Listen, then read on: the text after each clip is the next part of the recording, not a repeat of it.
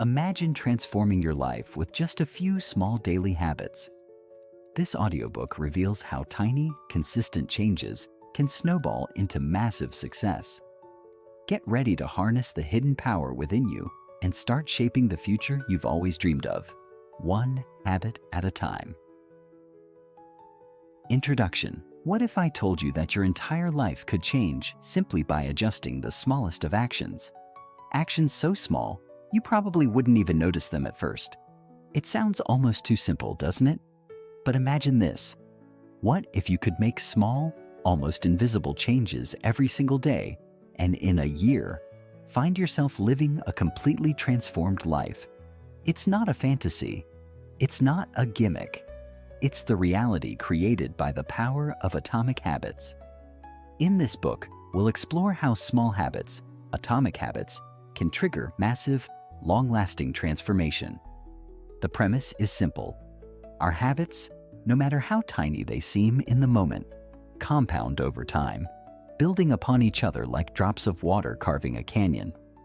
You might think that life-changing success requires major decisions, giant leaps of faith, or sudden strokes of luck.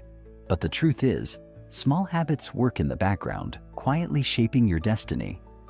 They are the unseen forces working behind the scenes, constantly reinforcing or undermining the person you're becoming. Now, you might be wondering, why focus on these tiny, seemingly insignificant actions? Why not aim for something bigger, more dramatic? The answer lies in the power of compound growth. It's the small, consistent improvements, not the massive leaps, that produce results.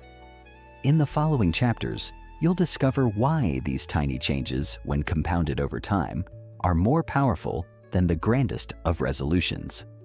You'll learn how to harness the compound effect of habits, how a single decision to read a page a day, take a 10-minute walk, or drink an extra glass of water each day can gradually shape your future in ways you can't yet imagine. Why habits matter. The habits you form today will dictate your success tomorrow. It's that simple. Everything you do, everything you don't do, is the result of habits you've formed over time. Let's face it, we live in a world driven by routines.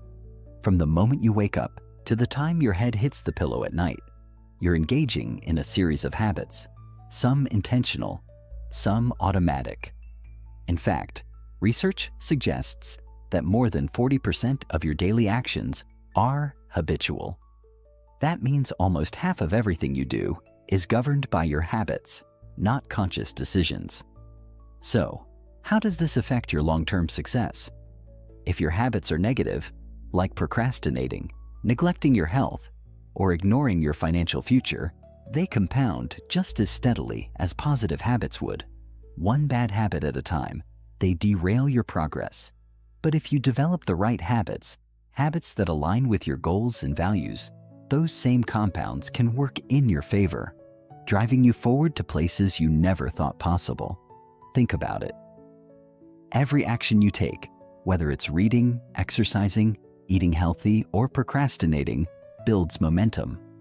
The more you do something, the stronger it becomes. And whether those actions are moving you forward or holding you back depends on the kinds of habits you've built. You are not the result of one single significant decision you've made in your life. You are the sum of all the small decisions you make every day.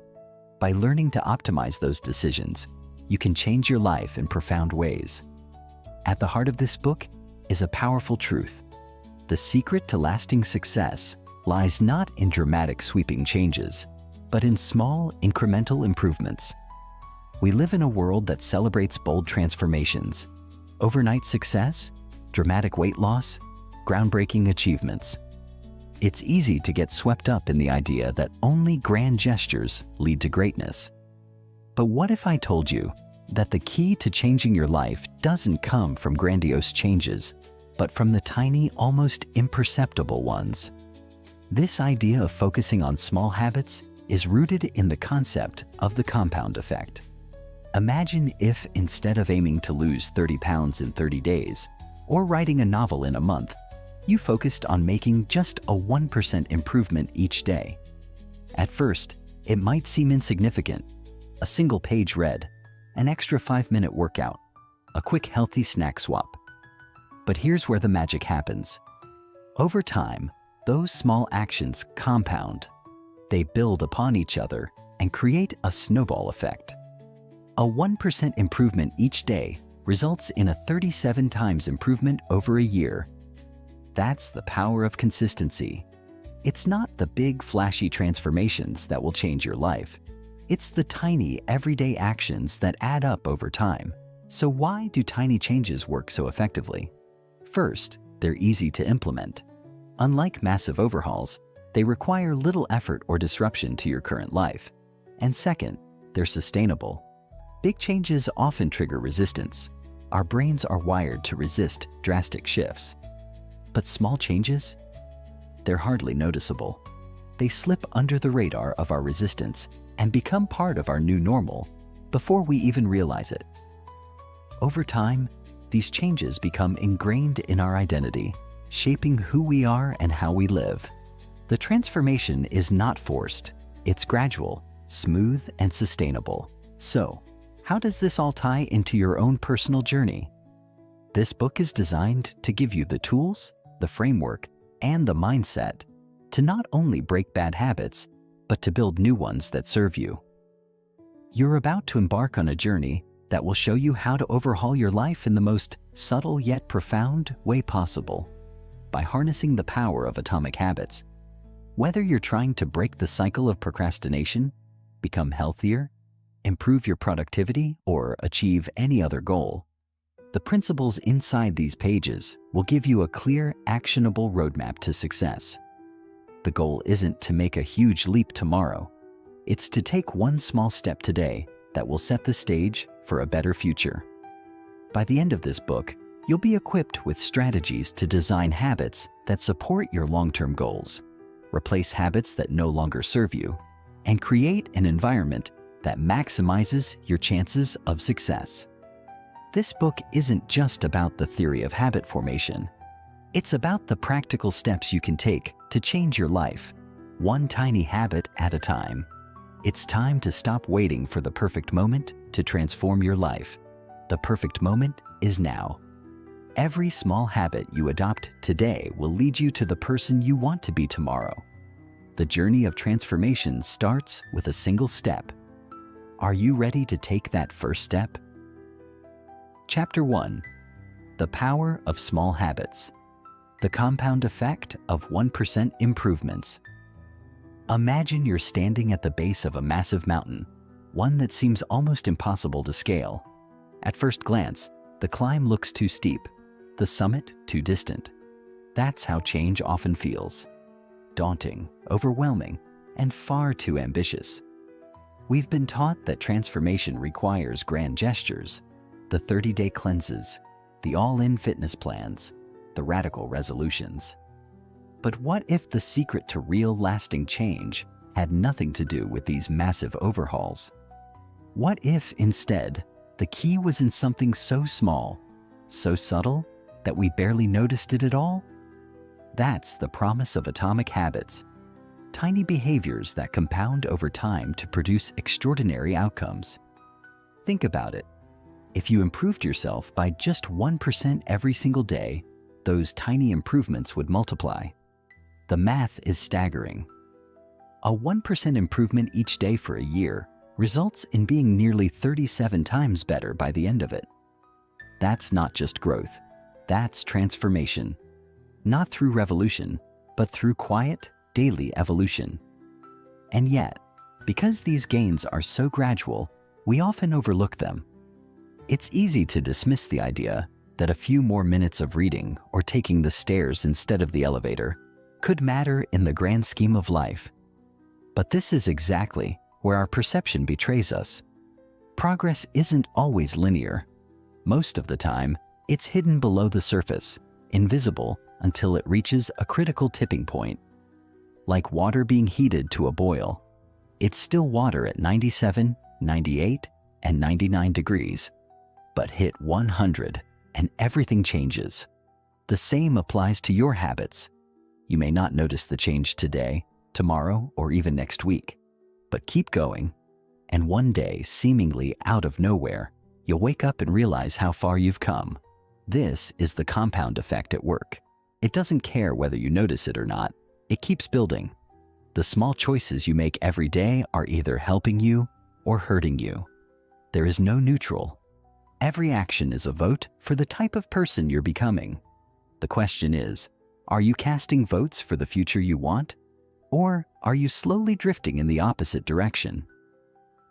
Why habits matter more than motivation. Most of us have been sold on the idea that motivation is the secret sauce to success.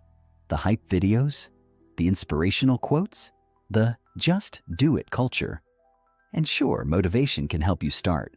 It's that rush of adrenaline when you finally decide to make a change. But here's the truth. Motivation is fleeting. It's emotional. It's unreliable. You feel it in the morning and lose it by the afternoon. And if your progress depends on waiting for that internal spark, you'll find yourself stuck in a cycle of starting and stopping, inspired one moment and defeated the next. Habits, on the other hand, don't care how you feel.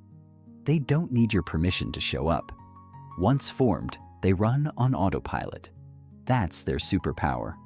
When a habit is wired into your daily rhythm, it becomes effortless. You don't need to convince yourself to brush your teeth in the morning. You just do it. That's the level we want your most important behaviors to reach. Automatic, repeatable, consistent. The beautiful irony is that when you stop chasing motivation and start building systems, the results become inevitable. You no longer rely on willpower to decide whether or not to go to the gym. You've made it a non-negotiable part of your identity. You don't ask yourself whether you should write today. You simply open your notebook because that's what writers do. That shift from emotional decision-making to structured habit execution is where real power lives. The more you depend on motivation, the more vulnerable your progress becomes. But the more you depend on habits, the more secure and sustainable your transformation will be. How small changes create lasting results. We live in a world obsessed with hacks and quick fixes. Everyone wants overnight success. Lose 20 pounds in 2 weeks. Make 6 figures in 30 days. Learn a language in a weekend. And while these headlines grab attention, they rarely deliver sustainable results. Real change doesn't come from doing a lot once. It comes from doing a little consistently. That's the irony. The boring habits, drinking water, getting to bed on time, stretching, writing for 10 minutes, are the ones that quietly revolutionize your life. The reason small changes are so effective is because they don't trigger resistance. A massive lifestyle overhaul sounds impressive, but it usually leads to burnout. When the change is too big, your brain perceives it as a threat. It triggers fear, self-doubt, and the urge to retreat. But when the change is small, almost laughably easy, your brain doesn't fight it. It accepts it. And once accepted, it gets repeated. And once repeated, it becomes permanent. Consider the analogy of planting a tree. You don't yell at the seed because it hasn't become a forest overnight. You water it, protect it, give it sunlight. You trust the process. In time, the roots grow deeper and the growth accelerates. Habits are the same. They start invisible, but over time, they build momentum, and then they become who you are. Small changes also allow for experimentation. They give you room to test what works and adjust without the pressure of perfection. You're not trying to be the best all at once. You're trying to be a little better each day. That mindset creates a fertile environment for growth because it invites curiosity, forgiveness, and persistence. Subtopic 4. Real-life examples of tiny habits with big impact. Let's bring this home with some real-world examples. Take the story of a man who lost over 100 pounds, not through a dramatic diet, but by committing to walking 5 minutes a day. That's it. 5 minutes. Why? Because 5 minutes was doable. It didn't scare him. It didn't exhaust him. But here's what happened. 5 minutes became 10. 10 became 20. Then came nutrition, sleep, and mindset. The momentum carried him forward. The hardest part wasn't losing the weight. It was building the habit that made change possible. Or consider the woman who wanted to become a writer, but felt too intimidated to begin. She committed to writing 1 sentence a day, just 1. Most days, she wrote more. Some days, she didn't. But by the end of the year, she had a manuscript. It wasn't brilliance that got her there. It was consistency. And let's not forget about businesses. One entrepreneur I worked with improved her team's productivity, not by overhauling workflows or investing in expensive software, but by starting every meeting with a 2-minute gratitude share. That tiny shift in habit changed morale, reduced burnout, and improved collaboration. Why? Because people felt seen and heard. And when people feel valued, they perform better. These aren't anomalies. They're illustrations of a principle. Small habits change big lives. What matters isn't the size of your effort. It's your willingness to keep showing up. The person who commits to doing 1 push-up a day will be in better shape than the person who does none. The student who reviews 1 flashcard a day will remember more than the one who crams the night before. The parent who makes 1 small connection with their child each evening builds a bond stronger than any once-a-year vacation can provide. When you look at high performers, successful people, and fulfilled individuals, the pattern becomes clear. They don't do things once in a while. They do the right things consistently. Not because they're better than anyone else, but because they've built systems that make doing the right thing easier than doing the wrong one. That's what this book is about. It's about giving you the tools to design a life where progress is inevitable, where your habits carry you forward, not hold you back, where change feels empowering, not exhausting, where success is a byproduct of your system, not a moment of inspiration. So if you've ever felt like you're starting from zero, like your goals are too far away, like you're not disciplined enough, this is your invitation to let all that go. You don't need to be perfect. You don't need to have it all figured out. You just need to get a little better today, then do it again tomorrow. That's how you win. Quietly, daily, unstoppably. Chapter 2. Identity drives behavior. The layers of behavior change. Outcome, process, identity. Picture 3 concentric circles. The outermost is labeled outcomes. This is where most people set their goals. Lose weight, write a book, get promoted, move inward, and you reach processes. The systems and routines that support the outcome. Meal prep, writing schedules, productivity tools. But at the core, the deepest layer, sits identity. This is the most overlooked but most powerful layer. It's who you believe you are. And everything you do, consciously or unconsciously, reflects your identity. When most people try to change, they focus on the outermost circle, outcomes. They say things like, I want to run a marathon, or I want to read more books. That's a fine place to start, but it's not where lasting change lives. A process can support an outcome, but if your identity doesn't align with the behavior you're trying to build, it's like swimming against the current. You may move for a while, but it will exhaust you. Instead, the real shift happens when you reverse the order. Don't ask, what do I want to achieve? Ask, who do I want to become? Because when your habits emerge from a solid identity, they're no longer just things you do. They become expressions of who you are. If you believe you are a healthy person, going for a run isn't a chore. It's just something healthy people do. If you see yourself as a writer, you don't have to force yourself to write. You're merely acting in alignment with your identity. The behavior becomes natural, not because it's easy, but because it feels right. This is why identity-based habits are so powerful. They're not dependent on streaks, on apps, or on rewards. They are rooted in your sense of self. You don't have to get motivated to brush your teeth. You do it because you're someone who cares about hygiene. That same principle can apply to anything. The challenge is that most people never consciously choose their identity. They inherit it from parents, from peers, from past experiences. But identity, like any belief, can be updated. And that's where real change begins. How your habits shape your sense of self-identity is not fixed. It's not carved into your DNA or locked away behind your personality traits. It's a narrative, an evolving story you tell yourself, reinforced by your behaviors. Every action you take is a vote for the type of person you are becoming. If you write one page, you are a writer. If you train one day, you are an athlete. If you meditate for 1 minute, you are someone who values mindfulness. These actions might seem small, even insignificant, but they matter far more than we realize. Our brains are constantly seeking coherence between who we believe we are and what we do.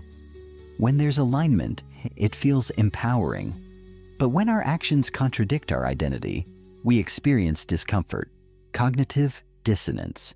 If you've always believed you're not a morning person, yet you wake up early for several days in a row, your brain is forced to reconsider that belief. You're casting votes for a new identity. And the more votes you cast, the more your self-image shifts. This is why habits are so much more than behavior change tools. They are identity sculptors. Every time you follow through, even in a small way, you are not just changing what you do, you are changing who you believe you are. That's the key difference between people who change temporarily and those who transform permanently. The former achieve a goal, then relapse because the old identity pulls them back. The latter adopt a new identity that sustains their behavior beyond any single outcome. Take, for example, someone who quits smoking. If they say, "No thanks, I'm trying to quit," they're still identifying as a smoker? The habit still lives in their mind. But if they say, "No thanks, I'm not a smoker," they've claimed a new identity. That distinction is subtle, but profound. The more you embody the person you want to become through action, the more believable that identity becomes. First to yourself, then to others. Your habits, then, are mirrors. They reflect your current self-image, and at the same time, they mold your future self. If you want to know who you are, look at what you repeatedly do.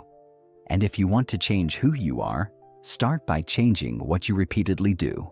Not in massive leaps, but in small deliberate actions that stack up over time.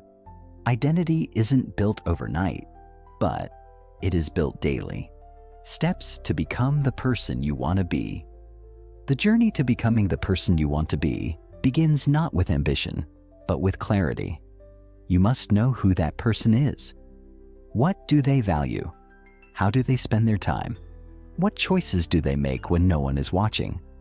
The clearer your image of this future self, the easier it becomes to align your behavior with that identity. This isn't about pretending or faking it. It's about behaving your way into belief, proving to yourself, one small win at a time, that you are becoming the kind of person you aspire to be. Step 1 is to define your desired identity. Be specific. Don't just say, "I want to be healthy." Ask, what would a healthy person do? Would they walk more? Choose fruit over chips? Go to bed on time? Write these behaviors down. They become your blueprint. These small actions are the bricks from which your identity will be built. Step 2 is to start incredibly small. Change doesn't stick when it feels overwhelming, but when it feels easy, laughably easy, it becomes sustainable. Want to become a reader? Start with 1 page. Want to get fit? Start with 1 push-up. Want to be organized? Tidy up 1 drawer. The point is not to do something impressive. The point is to prove to yourself that you can show up consistently. And consistency is what rewires the brain. Step 3 is reinforcement. Celebrate your wins. Every time you act in alignment with your desired identity, take a moment to notice it. Feel good about it. not in a self-congratulatory way, but in a self-affirming way. These positive reinforcements lock the behavior into your brain's reward system, making it more likely you'll repeat it. Acknowledge yourself, not just for what you did, but for what it means about who you are becoming. Step 4 is to surround yourself with others who embody the identity you want. Identity is contagious. The people you spend time with shape your beliefs about what is normal, what is possible, and what is desirable. If you want to write, hang out with writers. If you want to eat well, spend time with people who prioritize nutrition. Your environment will either reinforce your old self or support your new one. Step 5 is patience. Identity change takes time. It's not a straight line. You will have days where you fall back into old habits, where the new self feels distant. That's okay. What matters most is not perfection, but persistence. You don't need to be perfect to make progress. You just need to keep showing up and casting votes for the person you want to become. One powerful exercise is to use the phrase, "I'm the type of person who..." Fill in the blank with the identity you want to build. I'm the type of person who doesn't miss workouts. I'm the type of person who writes every day. I'm the type of person who keeps promises to themselves. Say it, write it, then prove it with action. The identity will follow. Chapter 3. Understanding the habit loop cue. Craving, response, reward. Explained habits don't happen by accident. They are forged through a predictable neurological process known as the habit loop. This loop consists of 4 interwoven steps: cue, craving, response, and reward. Together, these steps form a feedback loop that the brain uses to automate behavior. Understanding this mechanism is the key to both building new habits and breaking old ones. Let's begin with the cue. A cue is any trigger that initiates the behavior. It could be the time of day, your emotional state, the presence of other people, or an action you just completed. For example, seeing your phone light up is a cue that prompts you to check a notification. The cue grabs your attention and signals your brain to shift into autopilot. Following the cue is the craving. Cravings are the motivational force behind every habit. You don't just check your phone because it buzzed. You do it because you crave the information, the social connection, or the dopamine hit that comes with it. This is important. You are not driven by the behavior itself, but by the change in state you believe it will deliver. You don't crave brushing your teeth. You crave the feeling of a clean mouth. You don't crave a jog. You crave the energy or confidence it gives you. Then comes the response, the actual behavior. This is what we typically refer to as the habit itself. Whether you do the behavior or not depends on how motivated you feel and how much effort it requires. If the cue is strong and the craving intense, you'll likely respond, especially if the behavior is easy to perform. Finally, there's the reward. Every habit ends in some kind of reward, either external or internal. The reward satisfies your craving and teaches your brain that this loop is worth remembering. It reinforces the connection between the cue and the response, making the behavior more automatic the next time. The brain loves efficiency, so if a behavior reliably leads to a reward, your brain will try to repeat it, often without requiring conscious thought. Understanding this loop gives you a massive advantage. You begin to realize that habits aren't just random quirks of personality. They are deliberate processes that can be redesigned. If you want to build a better habit, you can strengthen each element of the loop. Make the cue obvious. Make the craving attractive. Make the response easy. Make the reward satisfying. Conversely, if you want to break a bad habit, you invert this structure. Make the cue invisible. Make the craving unattractive. Make the response difficult. Make the reward unsatisfying. This framework is a compass. It gives you direction when habit change feels overwhelming and shows you exactly where to make adjustments. Rather than blaming yourself for not having enough willpower, you begin to see how your environment, routines, and emotional states are shaping your actions. And once you see it, you can change it. The brain's automation system. The habit loop is not just a metaphor. It's a reflection of how the brain is structured to conserve energy and process information efficiently. The basal ganglia, a cluster of neurons deep in the brain, plays a central role in the formation of habits. It's like a subconscious manager that stores routines and triggers them when needed. When you perform a new action for the first time, your brain works hard, analyzing, deciding, evaluating. But as you repeat the action and the results become predictable, the decision-making part of your brain, the prefrontal cortex, hands off the task to the basal ganglia. This is why driving feels exhausting the first time but becomes second nature after months of experience. Your brain is literally saving mental energy by storing repeated behaviors into automatic scripts. Automation is a survival strategy. The human brain consumes a tremendous amount of energy, about 20% of your daily caloric intake, despite being just 2% of your body weight. To manage this, the brain automates wherever possible. The more decisions it can outsource to habit, the more energy it can preserve for more complex tasks. That's why your brain loves routines. They require less energy, reduce uncertainty, and free up your attention for things that matter. But this efficiency comes at a price. Once a habit is encoded, the brain resists change. Even if the habit becomes harmful or outdated, it remains stored and ready to be triggered by the same old cue. This is why bad habits feel so hard to break. Not because you're weak, but because your brain is doing exactly what it's designed to do. Repeat what works. This is also why small habits, practiced consistently, have such disproportionate influence over your life. Each repetition strengthens the neural pathway associated with that behavior. Think of it like a hiking trail in the woods. The more you walk it, the clearer and easier it becomes. Eventually, it's the default path. Meanwhile, behaviors you neglect grow overgrown and harder to find. Your brain is constantly pruning and reinforcing neural connections based on use. This means you're not stuck with the habits you have. Your brain is plastic. It can change. But it won't change just because you want it to.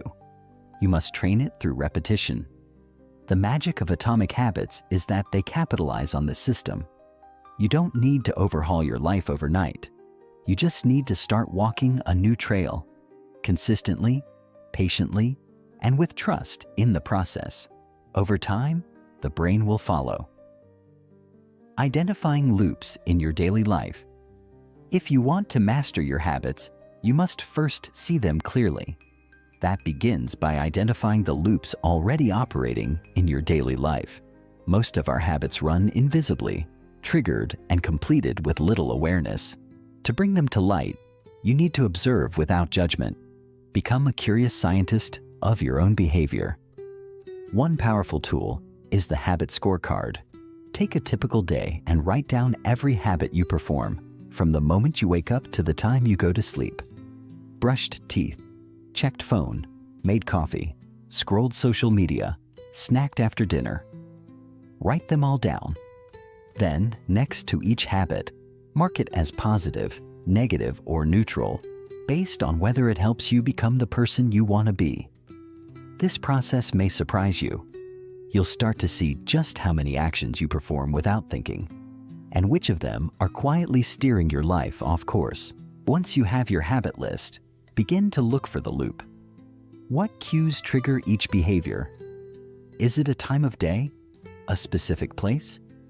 An emotional state like boredom, stress, or excitement? For instance, maybe every time you feel stressed, you reach for a sugary snack. The stress is the cue. The craving is relief or distraction. The response is eating the snack. The reward is the momentary calm or pleasure. With that loop identified, you gain power. You can't change what you don't see. But once you see it, you can begin to shift the pattern. Perhaps you swap the response. When stress hits, you go for a walk. take deep breaths, or journal for 5 minutes, the cue remains, the craving is addressed differently, and the loop is reshaped. Another powerful observation is the concept of habit stacking. This involves identifying a reliable cue in your day and using it as the trigger for a new behavior. For example, if you always brush your teeth in the morning, you can stack a new habit onto it. After I brush my teeth, I'll meditate for 1 minute. This makes the new habit obvious and anchored to something that already happens. You're not inventing a new loop from scratch. You're piggybacking onto an existing one. This approach makes new behaviors feel less intrusive and more integrated into your day. Over time, this stacking creates chains of positive behaviors, each reinforcing the other. Your morning becomes a ritual, your evening becomes a wind-down process, and your days gain a sense of rhythm and purpose. But beyond all techniques, the most important mindset is this: observe your habits with compassion.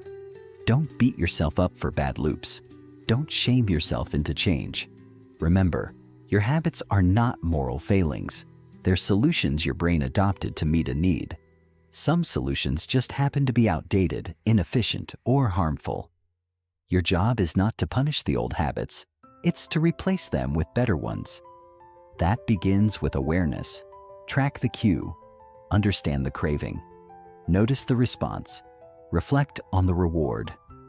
Each insight brings you closer to the kind of life you want to live. Because once you know your loops, you can design them intentionally. And a life built on intentional loops is a life designed on purpose, not default. Chapter 4. Make it obvious. The power of awareness in habit change. There's a reason why so many habits run on autopilot.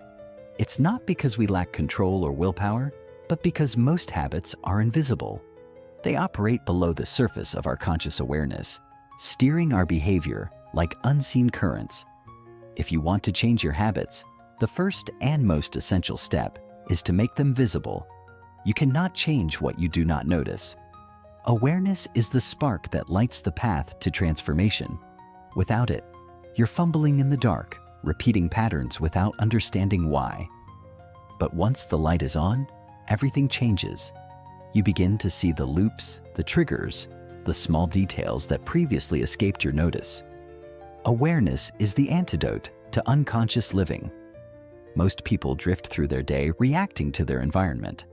They check their phones when bored, snack when stressed, scroll endlessly when tired, not because they've made a deliberate choice, but because they've trained themselves to follow environmental cues without thinking. The truth is, your habits are shaped not by your intentions, but by what your senses take in: sights, sounds, smells, and spaces. Your brain is constantly scanning for signals and associations. A brightly lit screen signals entertainment. The smell of coffee signals morning. Your phone on the nightstand signals bedtime scrolling. These cues, once internalized, quietly drive action. That's why changing your habits begins with changing your awareness of them. One of the simplest and most profound exercises to cultivate this awareness is the habit scorecard. It works like this. Take a regular day and write down every habit you follow from the moment you wake to the moment you sleep. Don't censor. Don't judge. Just observe. Woke up, hit snooze, checked phone, got out of bed, brushed teeth, drank water, made coffee, scrolled news, took a shower. Now, next to each behavior, assign a label: positive plus, negative minus, or neutral equals. This isn't about morality, it's about alignment. Is this habit helping you become the kind of person you want to be? That's the only question that matters. Over time, this process trains your brain to recognize habits in real time. The fog begins to lift, and you can finally see the shape of your patterns. From there, change becomes possible. Habit cues and environmental triggers. Your environment is the silent architect of your behavior. We like to believe that we act from intention, but most of the time, it's our surroundings pulling the strings. Every object, sound, and space sends signals, some subtle, some loud, and these signals become cues that initiate your habits.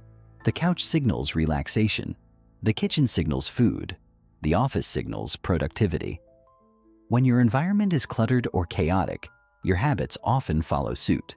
But when your space is intentional, your habits become aligned.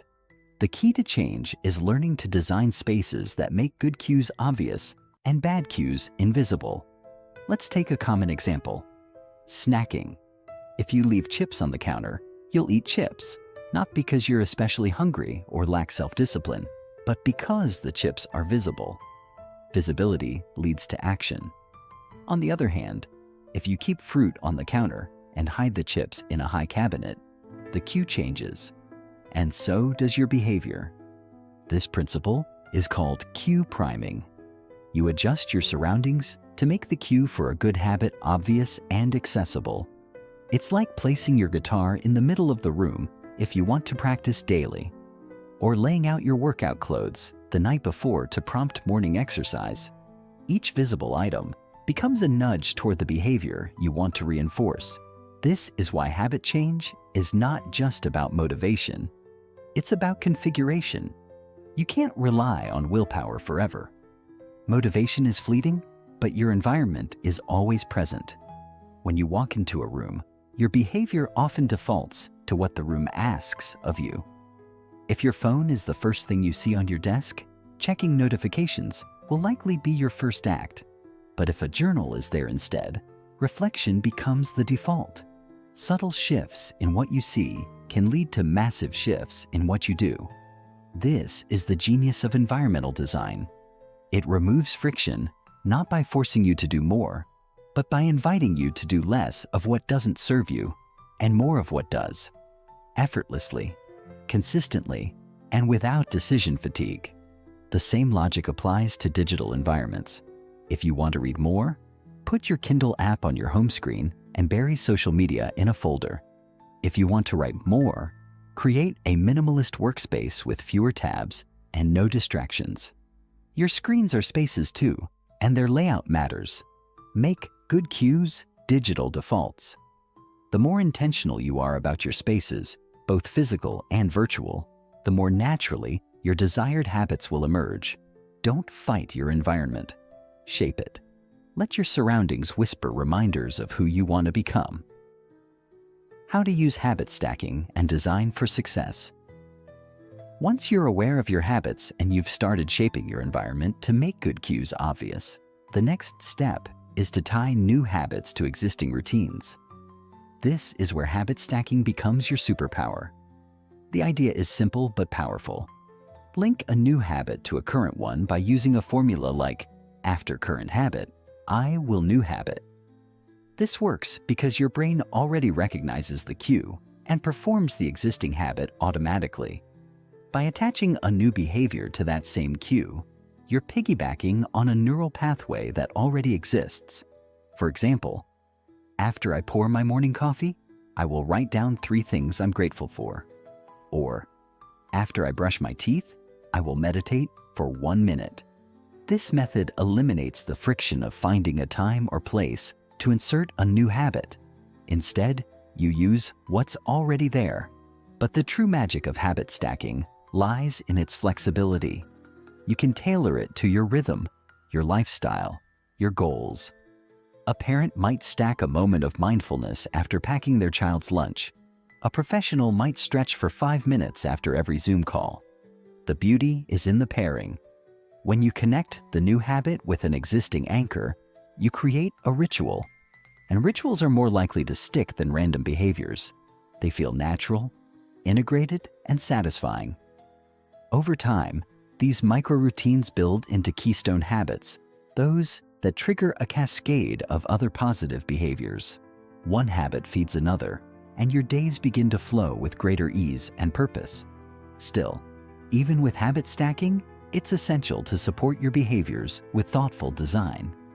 Make the cue for your new habit as obvious as possible. Want to start journaling? Keep your notebook open on your pillow as a cue to write before bed. Want to start reading daily? place your book on your keyboard or remote. The goal is not to force yourself to remember. It's to make remembering unnecessary. The more visual, spatial, or sensory the cue, the stronger its pull. You are working with your brain's natural wiring, not against it. Each cue becomes a silent assistant, gently guiding your attention and action. And when you get this right, your habits begin to feel less like tasks and more like the natural rhythm of your life. Let's take this a step further. Design your entire space to be a map of who you want to become. If you want to be more creative, create a nook for writing or drawing that's free from clutter and full of inspiration. If you want to move more, keep a yoga mat in the corner of your bedroom, not hidden in a closet. Each element of your environment can serve as a mirror of your identity and progress. This is the core idea. Make the cues that matter obvious, intentional, and inspiring. Because when you see better, you do better. When your spaces are aligned with your values, your actions follow. Habit change becomes not just achievable, but inevitable. Chapter 5. Make it attractive: motivation and the role of dopamine. At the core of every habit lies an emotional spark.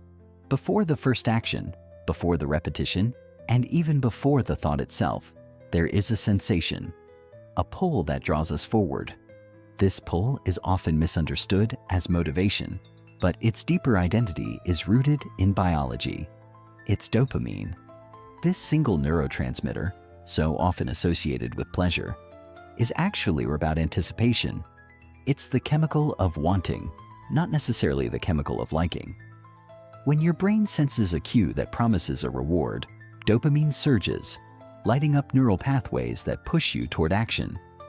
And this is the secret to making a habit stick. It must feel good before you even begin.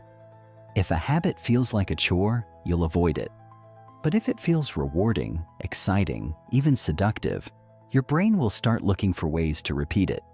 You won't just follow the habit, you'll crave it. That craving is the key. It's what drives a smoker to reach for a cigarette, even before they realize they're stressed. It's what makes your hand move toward your phone the moment you hear a notification ping. These actions happen not because the activity is deeply pleasurable, but because your brain has learned to anticipate a reward. And that anticipation is addictive. In fact, studies have shown that dopamine spikes not when we receive a reward, but when we expect one. The act of looking forward to the pleasure is what hooks us in. This means if we want to build better habits, we need to make the anticipation itself attractive. The more we associate our habits with positive expectation, the more magnetic they become. So, how do we apply this? First, reframe how you see the habit. If you view exercise as painful, you'll avoid it. But if you see it as a form of freedom, energy, or confidence, it becomes attractive. This shift doesn't happen by accident. It's intentional. Use mental association to your advantage. Think of journaling not as a task, but as an act of self-care. View cooking not as a chore, but as an art or a gift to your health. The stories you tell yourself about your habits will determine whether you pursue them or push them away. And as you begin to associate your habits with pleasure, your brain will naturally incline toward them. You'll start to crave what's good for you, and that's when true change begins. How to reframe habits and use temptation bundling. To make a habit attractive, you must go deeper than the behavior itself.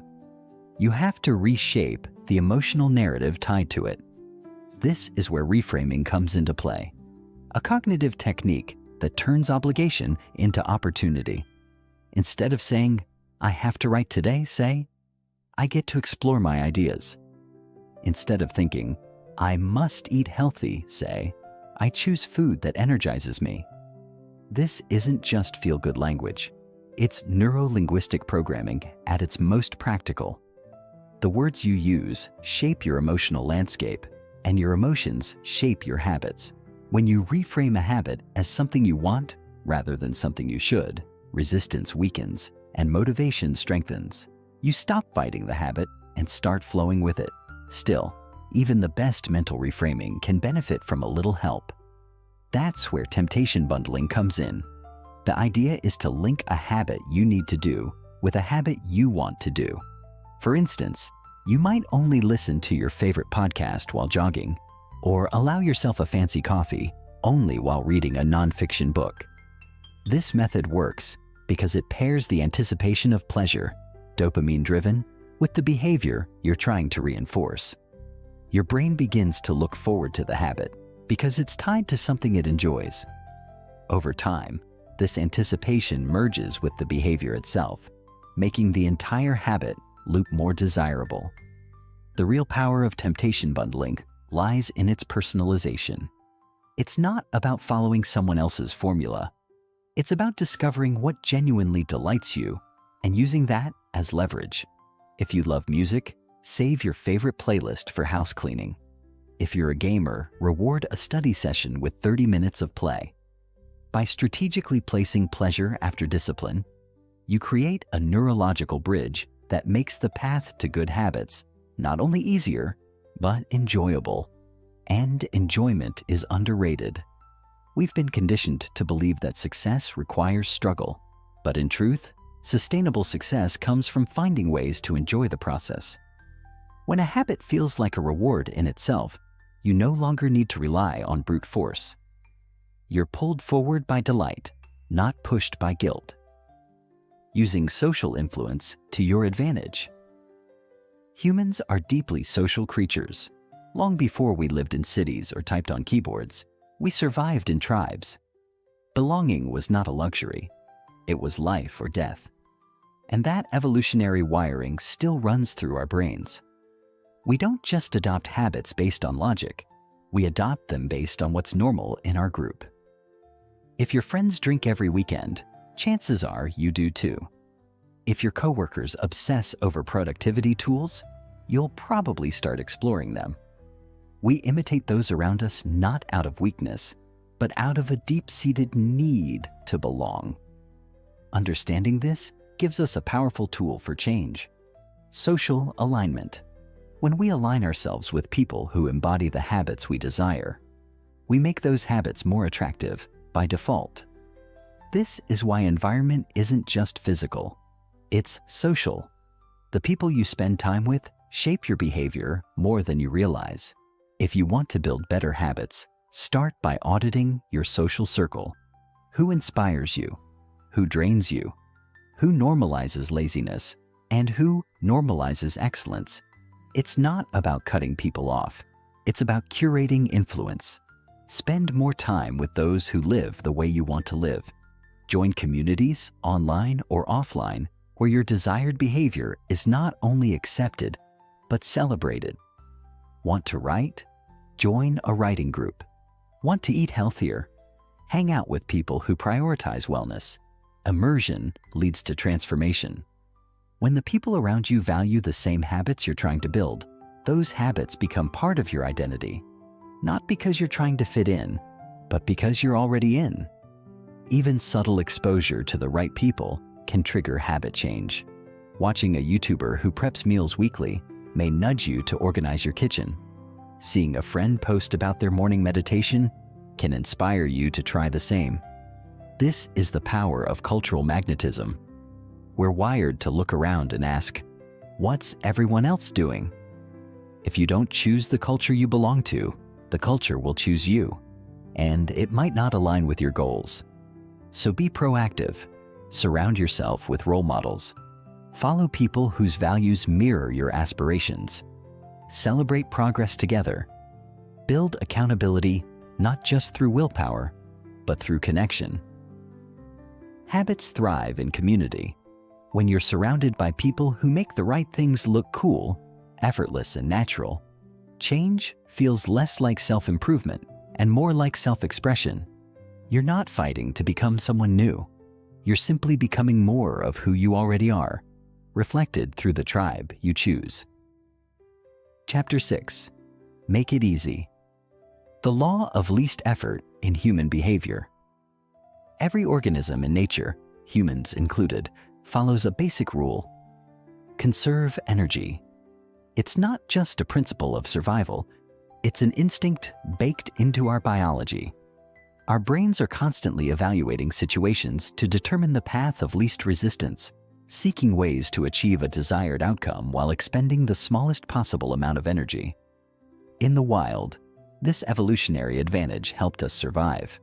In modern life, it still plays a central role, but in more nuanced ways. Think about the choices you make on an average day. When given two options, one slightly easier than the other, you likely drift toward the simpler path without conscious thought. You don't choose the better route. You choose the easier one. The same applies to habits. If building a good habit feels like a grind, your brain will resist it. But if it feels effortless or close to it, you're far more likely to follow through. This natural bias toward ease is not a weakness, it's a compass.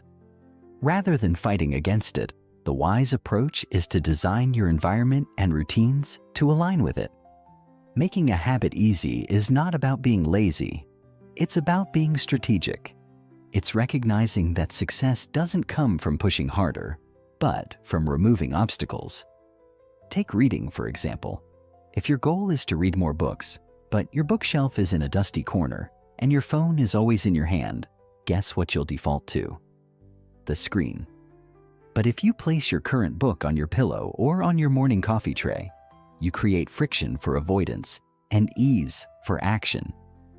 Every habit you want to build becomes exponentially more likely when it's simpler to start. Small shifts like this, placing a yoga mat in the middle of the room, laying out your gym clothes the night before, pre-chopping vegetables on Sunday, create frictionless beginnings. And in the realm of habits, starting is everything. The law of least effort also explains why bad habits flourish so easily.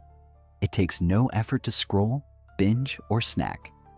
These actions are instantly accessible and offer quick satisfaction. That's not because we're flawed. It's because those actions are designed to be easy. The path forward, then, is to reverse engineer this principle. Make the good habits easier than the bad ones.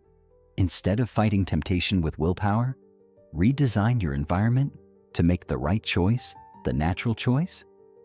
The easiest path should also be the one that leads you where you want to go.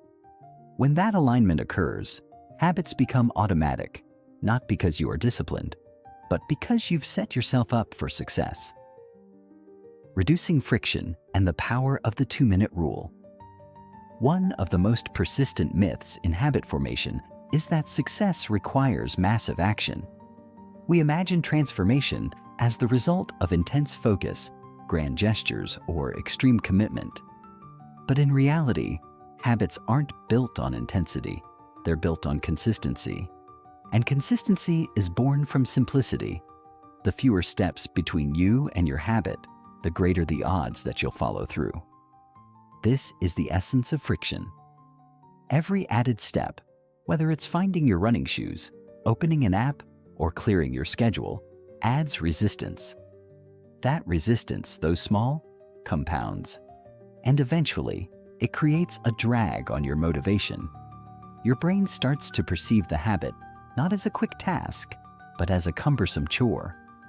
Over time, that perception becomes reality. This is why reducing friction is perhaps the most underrated strategy in behavioral design.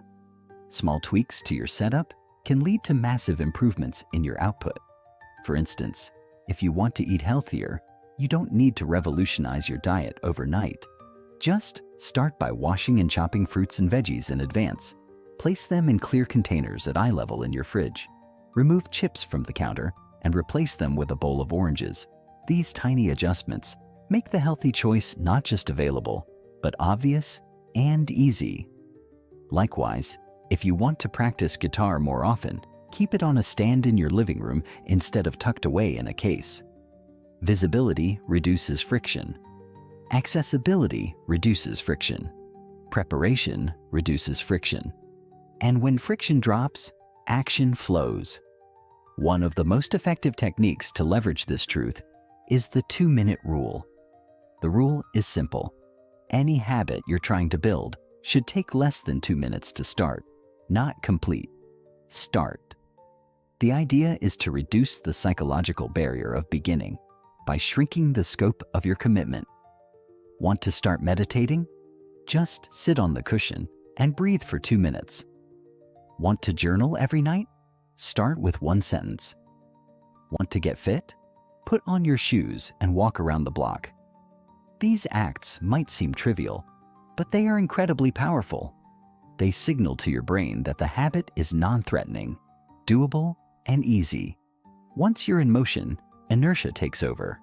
Starting begets continuing. Over time, these micro-beginnings evolve naturally into longer, more substantial actions. But the brilliance of the 2-minute rule is that it doesn't require that outcome. The act of starting becomes its own success. Automating good decisions and environment design. If friction reduction is the strategy, automation is the masterstroke. Once a habit becomes automated, it no longer drains willpower, occupies decision-making bandwidth, or triggers inner resistance. It simply becomes part of who you are. Automation can take many forms. It can be technological, using apps to track progress, reminders to prompt behavior, or subscriptions to deliver healthy meals or gym classes.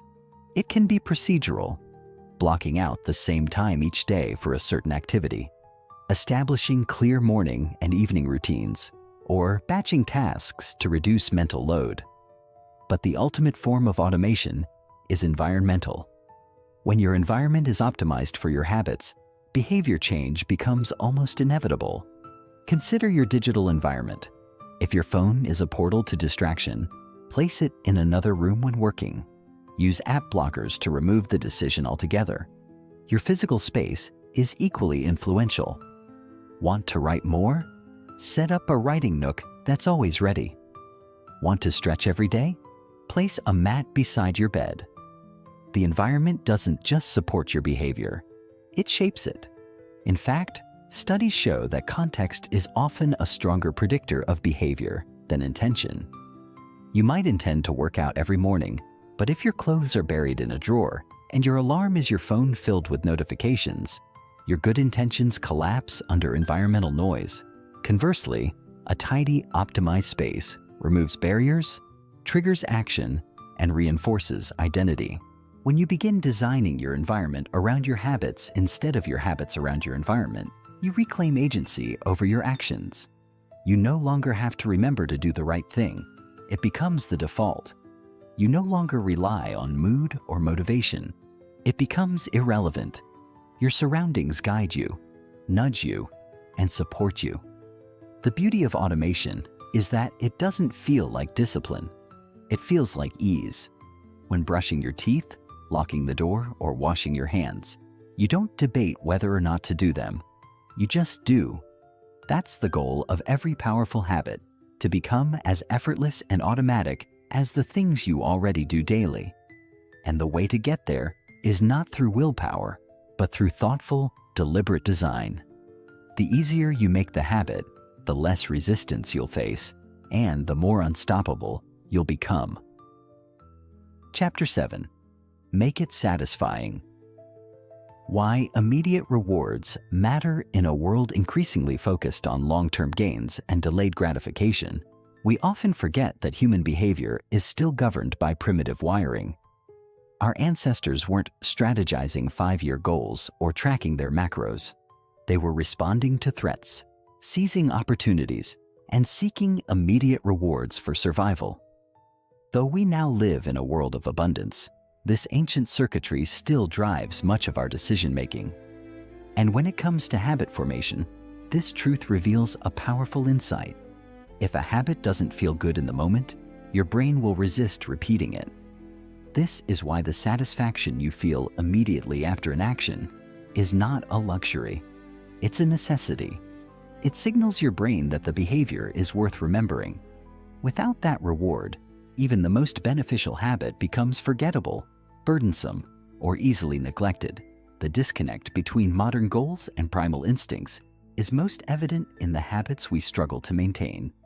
Saving money, exercising, eating clean, studying, all are actions that offer delayed benefits, but little in the way of immediate gratification. Contrast that with checking social media, snacking, or hitting snooze, all instantly pleasurable, but often detrimental in the long run. The brain, favoring instant rewards, will always lean toward the latter unless we consciously reshape the experience. The key to doing this is simple but profound. Make the good habits satisfying right now, not later. When you close a workout with a favorite smoothie, when you celebrate hitting a writing milestone with a short walk in the sun, or when you track your progress and visually witness your consistency, you are building an emotional bridge between the effort and the reward. That bridge transforms duty into desire, repetition into reward.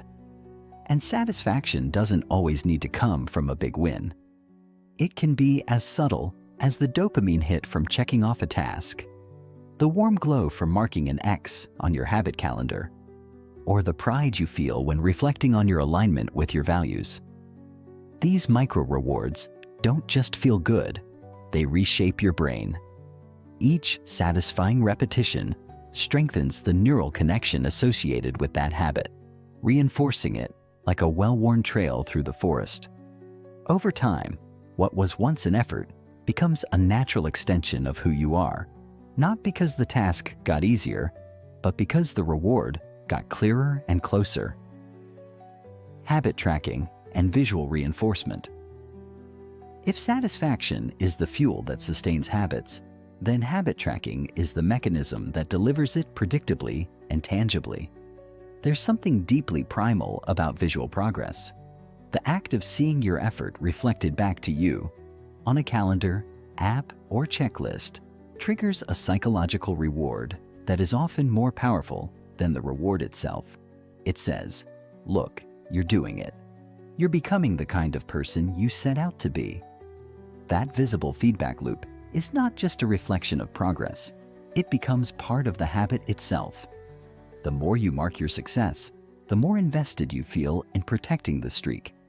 What starts as a simple check mark becomes a badge of identity, and that badge motivates future action in ways motivation alone cannot. Tracking transforms abstract effort into concrete proof. Without it, our brain tends to discount how far we've come. One skipped workout might feel like failure when, in reality, it's just one dot on an otherwise consistent pattern. But when you have a visual record of 20 consecutive days, that single lapse is softened by context. The tracker says, "You're doing great. Keep going." It silences the voice of discouragement and amplifies the voice of progress. This is why habit tracking, though simple, can be profoundly transformational. It's not about perfection. It's about evidence. It's about giving your brain something tangible to latch onto, to remind it that your effort is paying off and that you are capable of consistency. And the tools for tracking are nearly limitless. You can use digital apps, bullet journals, wall calendars, or even simple tally sheets. The method doesn't matter as much as the meaning behind it. The act of tracking turns your habit into a game, a pursuit, a story. It introduces stakes, or however small, and creates a loop of engagement that nudges you forward day by day. The streak becomes sacred, not because the data matters, but because the identity behind it does. You don't want to break the chain because breaking it would mean stepping away from the person you're becoming. And when your sense of self is on the line, habit tracking transforms from a trivial task to a powerful ally. Creating rituals and positive reinforcement. One of the most underrated tools in habit formation is the deliberate creation of rituals, small, consistent sequences of behavior that infuse your habits with meaning, intention, and enjoyment. A ritual is not just an action. It's a container that holds emotion and identity. It's the difference between brushing your teeth out of obligation and ending your day with a sacred evening wind down. Rituals turn habits from mechanical routines into moments of connection with yourself, your values, and the life you want to live. They signal to your brain that something important is about to happen, And that significance makes the habit not only easier to repeat, but more enjoyable to maintain. Rituals are most powerful when paired with positive reinforcement. Think of how a dog learns to sit, not through explanation, but through the immediate reward of a treat. Humans are no different. We respond to praise, pleasure, and positivity. When you pair a habit with a reinforcing outcome, you double its stickiness. A cold shower followed by a warm drink, a study session followed by a relaxing playlist, a deep cleaned room followed by lighting a favorite candle. These moments may seem trivial, but they anchor the experience in satisfaction. They communicate to your brain, this is worth doing again. And in the long run, what gets rewarded gets repeated. But reinforcement isn't only about physical rewards. Emotional reinforcement is just as effective, if not more. Take a moment after a successful habit to acknowledge your effort. Say to yourself, I'm proud of this. Share your streak with a supportive friend. Reflect on the progress you've made. These small acknowledgments compound, and over time they rewire your inner dialogue. You stop framing habits as chores and start seeing them as expressions of self-respect. You start to feel good, not just about what you did, but about who you're becoming. And when that emotional shift occurs, the habit doesn't just stick, it evolves. It becomes part of your identity, part of your rhythm, and part of your life's architecture.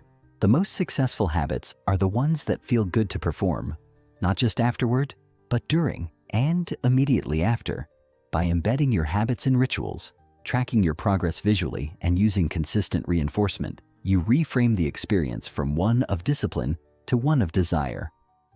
You create a life where doing the right thing isn't a matter of gritting your teeth. It's a matter of celebrating your growth. Chapter 8. Breaking Bad Habits, Identifying and Removing Cues. The first step in breaking a bad habit is recognizing its cues. Habits don't exist in a vacuum. They are triggered by something in our environment, a specific feeling, a time of day, or even the presence of certain people. In fact, the most powerful cues often operate subconsciously, lurking in the background of our daily routines, unnoticed but ever present. To break a bad habit, you must first make the cue visible. Without awareness of what sparks the undesirable behavior, you are doomed to repeat it. Start by tracking when the habit occurs. What time is it? What are you doing? Who are you with? Pay attention to the feelings or thoughts that accompany the behavior. Are you bored, stressed, lonely, or tired? These insights will unlock the hidden triggers that set the wheels of your bad habit into motion. Take, for instance, the common habit of reaching for your phone as soon as you wake up.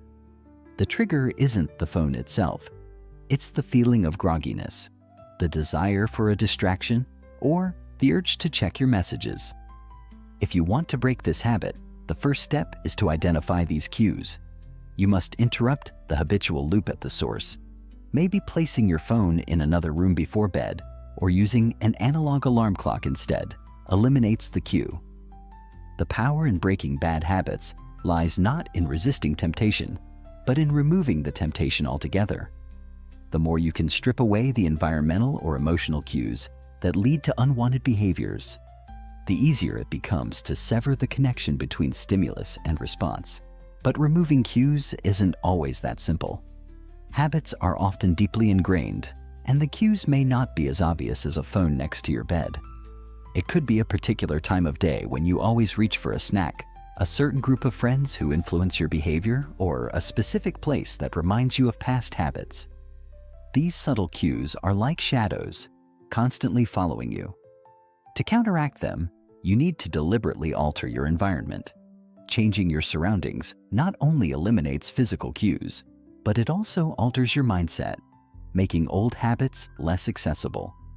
By designing spaces that promote positive behaviors and eliminate those that encourage bad ones, you reshape the landscape of your daily life. The key here is awareness.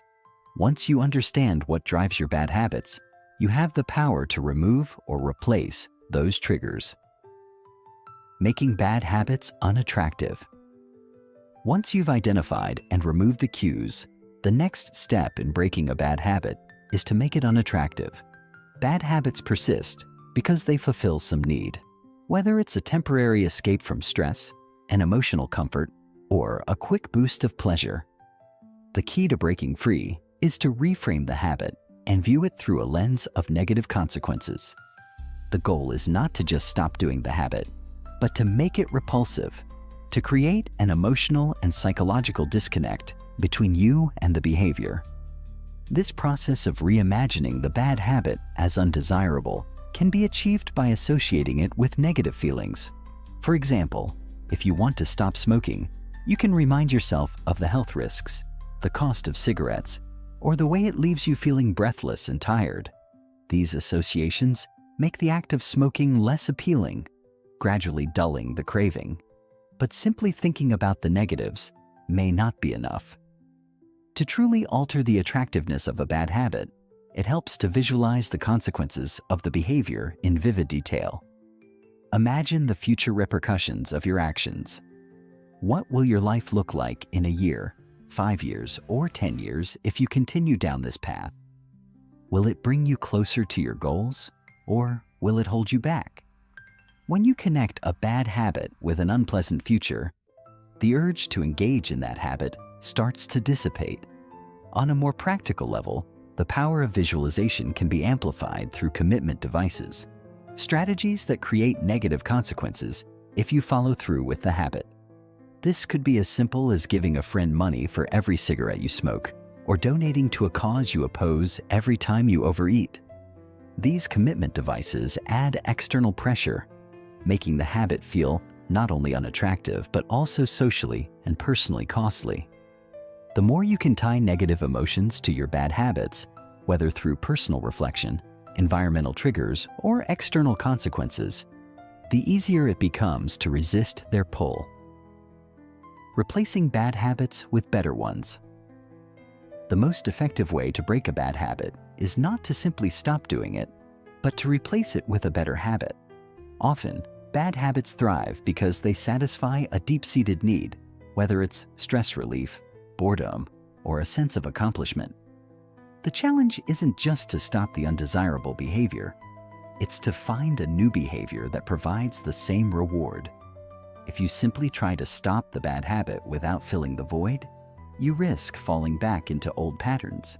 But when you replace it with a more positive alternative, the habit formation process becomes smoother and the chances of success increase exponentially. Start by identifying what need your bad habit is fulfilling. Are you reaching for a sugary snack because you're stressed?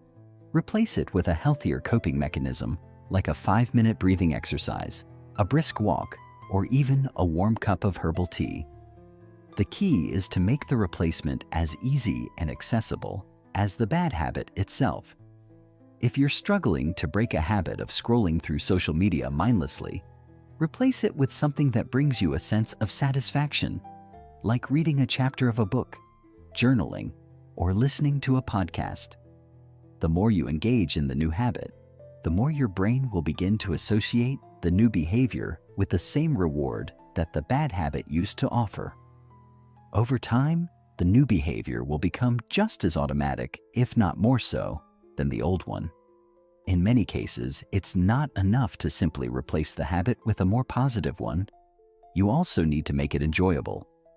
This is why habit stacking, or pairing a new behavior with something you already enjoy, is so powerful. For instance, if you want to replace a late-night snack with a healthier habit, you could pair it with something that brings you joy, like watching your favorite show while stretching or meditating.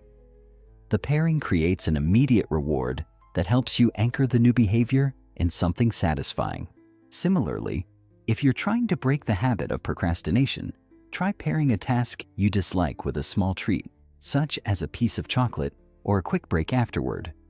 By replacing a negative habit with a positive, enjoyable one, you create a seamless transition that doesn't require fighting cravings or battling resistance. It simply becomes part of your routine. Breaking a bad habit is not about depriving yourself or relying on willpower to muscle through it. It's about understanding the underlying needs, removing the triggers, making the bad habit unattractive, and then filling the void with something better. As you slowly rewire your brain through consistent, thoughtful action, the bad habit fades into the background and the new behavior takes root. Just like a weed being replaced by a new plant, it's a gradual, intentional process, and with time, the power of the bad habit weakens until it no longer holds sway over your life. Chapter 9. Designing a Habit System. Building a sustainable daily routine. When it comes to building lasting habits, the most critical factor isn't motivation nor willpower, but design. A sustainable habit system isn't about achieving sudden bursts of productivity, but about embedding small incremental actions into the natural rhythm of your day. This system needs to be practical, flexible, and embedded in your lifestyle. It's about creating a flow that integrates seamlessly with the other elements of your life. If your daily routine feels chaotic or unsustainable, your habits will likely be short-lived, no matter how strong your initial intentions are. The secret is not in creating the perfect system, but in creating a system that you can sustain through the ups and downs of daily life. A sustainable routine begins with understanding the rhythms of your day. Everyone has natural ebbs and flows of energy, and recognizing this is essential. Trying to force yourself into a rigid schedule that doesn't take your energy levels into account will only set you up for failure. Instead, design your routine around your most productive times and allow for flexibility when you're feeling less focused. For example, if you're a morning person, schedule your most important tasks, such as writing, exercising, or meditating, early in the day when your energy is highest. If you're more of an evening person, reserve that time for deep work or creative projects and leave lighter tasks for the morning. This tailored approach allows you to leverage your natural energy, making it easier to follow through on your habits. But designing a sustainable routine isn't just about timing. It's about creating a habit ecosystem. This ecosystem is composed of small, interconnected habits that work together to support your overall well-being. For example, a morning routine might include meditation, a glass of water, a healthy breakfast, and a short walk. Each habit reinforces the next, creating a positive feedback loop. The goal is not to overwhelm yourself with a dozen new habits all at once, but to focus on building a small number of foundational habits that set the tone for the rest of the day. Once these basic habits are firmly established, you can slowly add new elements to your routine, layer by layer. The key is consistency, not intensity. By starting small and gradually increasing your efforts, you create a foundation that supports long-term success. This approach is much more effective than trying to overhaul your life in one fell swoop. Another essential aspect of building a sustainable routine is to be mindful of your environment. Your physical and mental environment plays a huge role in supporting or hindering your habits. Set up your space in a way that makes it easy to follow through on your goals. Keep your workout clothes in plain sight, place healthy snacks within easy reach, and eliminate distractions from your workspace. Your environment should act as a silent partner in your habit-building efforts, making the right choices more convenient and the wrong ones more difficult. But a good system also involves emotional and psychological support. Make your habits something you look forward to, rather than something you dread. By designing a routine that is energizing and rewarding, you align your habits with your values and desires, making them a natural part of your day, rather than a burden. Prioritizing consistency over intensity. When it comes to habit formation, we often place too much emphasis on intensity, on pushing ourselves to the limit or achieving massive results right away. While it's easy to become excited by big, bold goals, the truth is that consistency is far more important than intensity. In fact, intensity without consistency is often unsustainable, and the drive for immediate results can quickly lead to burnout. The key to lasting change lies in building small, consistent habits that accumulate over time. The real power of atomic habits comes from their compounding effect. A 1% improvement every day adds up to incredible growth over the long term. Start by setting small, achievable goals that you can repeat day after day. For example, instead of aiming to lose 20 pounds in a month, focus on exercising for 10 minutes a day or choosing healthier foods at each meal. These small wins may seem insignificant at first, but over time, they will add up to profound change. The magic of consistency is that it builds momentum. When you consistently show up, even in small ways, you begin to see progress, which reinforces your commitment. And as your small habits compound, they become easier to maintain. You'll find yourself effortlessly completing your workouts, choosing healthy meals, and feeling better in your body. Consistency turns effort into routine, and routine eventually becomes effortless. The key to staying consistent is to eliminate the need for motivation. Motivation is fleeting, and relying on it can set you up for failure. Instead, design a system where the habits are automatic. Make them so easy to do that there is no mental resistance.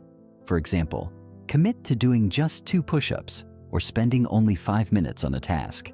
By lowering the barrier to entry, you remove the friction that often leads to procrastination.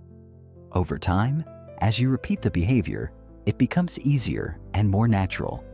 The idea is not to push yourself to the maximum every time, but to show up consistently.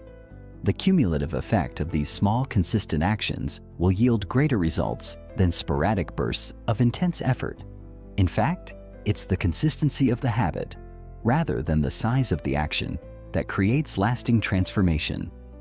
Another crucial aspect of prioritizing consistency is to be realistic about what you can accomplish. Don't overcommit or try to do too much at once. The more habits you try to introduce into your life at the same time, the harder it becomes to maintain them. Instead, focus on 1 or 2 key habits that will have the most impact on your life and build from there. This approach allows you to channel your energy and attention into making those habits automatic before introducing new ones. By focusing on consistency, you allow yourself the space to grow, learn, and refine your approach over time. Each small success will reinforce your belief in your ability to change, making it easier to tackle bigger goals down the road, creating a system for long-term results. Long-term success isn't about willpower. It's about designing a system that supports your goals. A system is a set of processes and habits that align with your long-term vision. It's a blueprint for success, one that can evolve and adapt as you grow. Rather than focusing on one-time goals or short-term outcomes, think about creating a system that facilitates continuous improvement. To design such a system, it's crucial to start with your long-term vision and break it down into actionable, daily steps. These steps should be simple, manageable, and sustainable, creating a steady momentum toward your goals. One of the most effective ways to design a long-term habit system is to use the concept of habit stacking. This involves linking a new habit to an existing one, making it easier to adopt and integrate. For example, if you already have a habit of brushing your teeth every morning, you can stack a new habit, such as doing 5 minutes of stretching right after it. The existing habit becomes the cue for the new habit, and the repetition of this sequence will reinforce the new behavior over time. By stacking habits, you create a seamless flow from one task to the next, building a powerful system that becomes automatic over time. Another important part of creating a system for long-term results is to track and review your progress. Regularly assess how your habits are contributing to your overall goals and make adjustments as needed. Habit tracking not only provides a clear record of your achievements, but it also helps you identify patterns, triggers, and areas for improvement. By staying connected to your progress, you can stay motivated, celebrate your wins, and make the necessary changes to stay on track. The key to long-term success is to continuously refine your system, ensuring that it remains aligned with your values and evolving goals. Remember, the most effective systems are those that are dynamic, allowing room for growth and adaptation as you learn and change. Chapter 10. Motivation is overrated. Why discipline beats inspiration. One of the most misleading beliefs about habit formation is the assumption that motivation is the driving force behind change. We often look to motivation as the catalyst for taking action, believing that if we just find enough inspiration or spark the right kind of enthusiasm, we'll be able to conquer any goal. But the reality is far from that. Motivation is unreliable and fleeting. It can surge one day and vanish the next, leaving us stuck when it fades. This is why relying on motivation alone is a recipe for failure, and why discipline is far more important. Discipline is the ability to show up consistently, regardless of how you feel in the moment. While motivation can be powerful when it arrives, discipline ensures that you keep moving forward even when motivation isn't there to propel you. The truth is, motivation rarely strikes at the exact right moment. It often comes when you least expect it, and just as easily, it can vanish in an instant.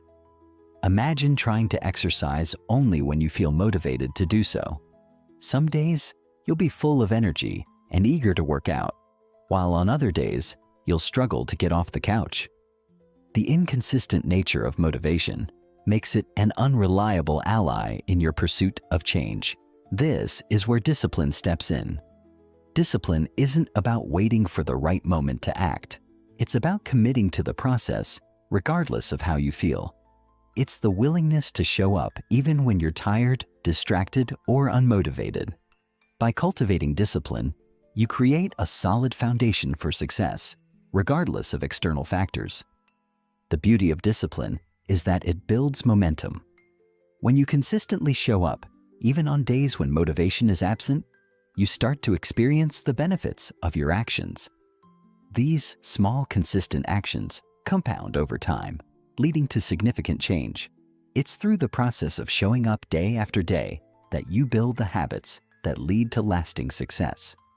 And while motivation may come and go, discipline will keep you on track. Over time, the more disciplined you become, the more motivation you'll generate by simply taking action. Your routine will become ingrained, and the need for external inspiration will diminish. The key is to stop waiting for motivation to strike and instead focus on creating a system that allows you to act without it. Ultimately, the ability to act without relying on motivation is what separates those who achieve their goals from those who don't. While motivation can give you a burst of energy, it is discipline that keeps you going when things get tough. Discipline is the quiet force that allows you to build habits that stick, ensuring that you can maintain momentum even when the initial excitement fades. By focusing on building discipline, you give yourself the tools to create lasting change, independent of the whims of motivation. How to build momentum with small wins. The process of building momentum is one of the most powerful tools in habit formation, and it begins with small wins. Small wins are the stepping stones that lead to larger victories. When you accomplish something, no matter how small, it fuels your sense of progress and makes the next step feel that much more achievable. It's easy to overlook small achievements in favor of bigger, more dramatic results, but it's these small wins that provide the foundation for sustained progress. Whether it's taking the first step in a new workout routine, reading a single page of a book, or making a healthy food choice, these actions are not insignificant. They are the building blocks of change.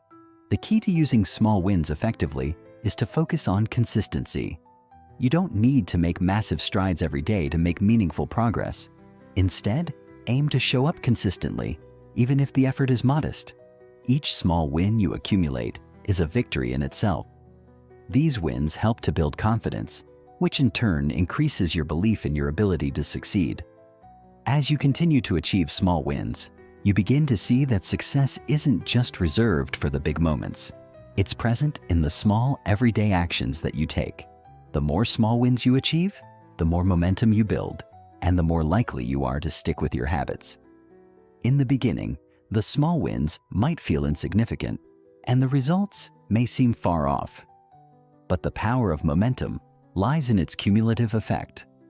Over time, these small wins compound, creating a snowball effect that leads to greater success. For example, starting with just a few minutes of exercise each day may seem trivial, but over time, it builds into a consistent routine that results in significant physical and mental changes.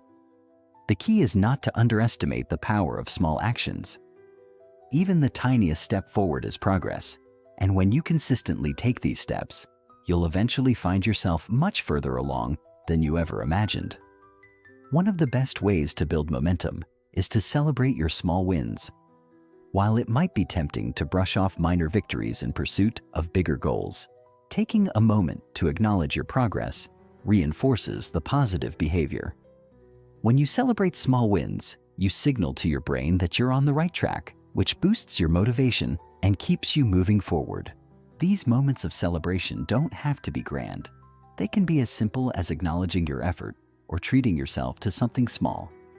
By recognizing your progress, you reinforce the idea that you are capable of achieving your goals, no matter how small the steps may seem. Relying on systems, not willpower. When it comes to building lasting habits, the biggest mistake people make is relying too heavily on willpower. Willpower is a limited resource. It's like a battery that drains throughout the day and eventually it runs out. This is why relying on willpower to achieve your goals is a fragile strategy.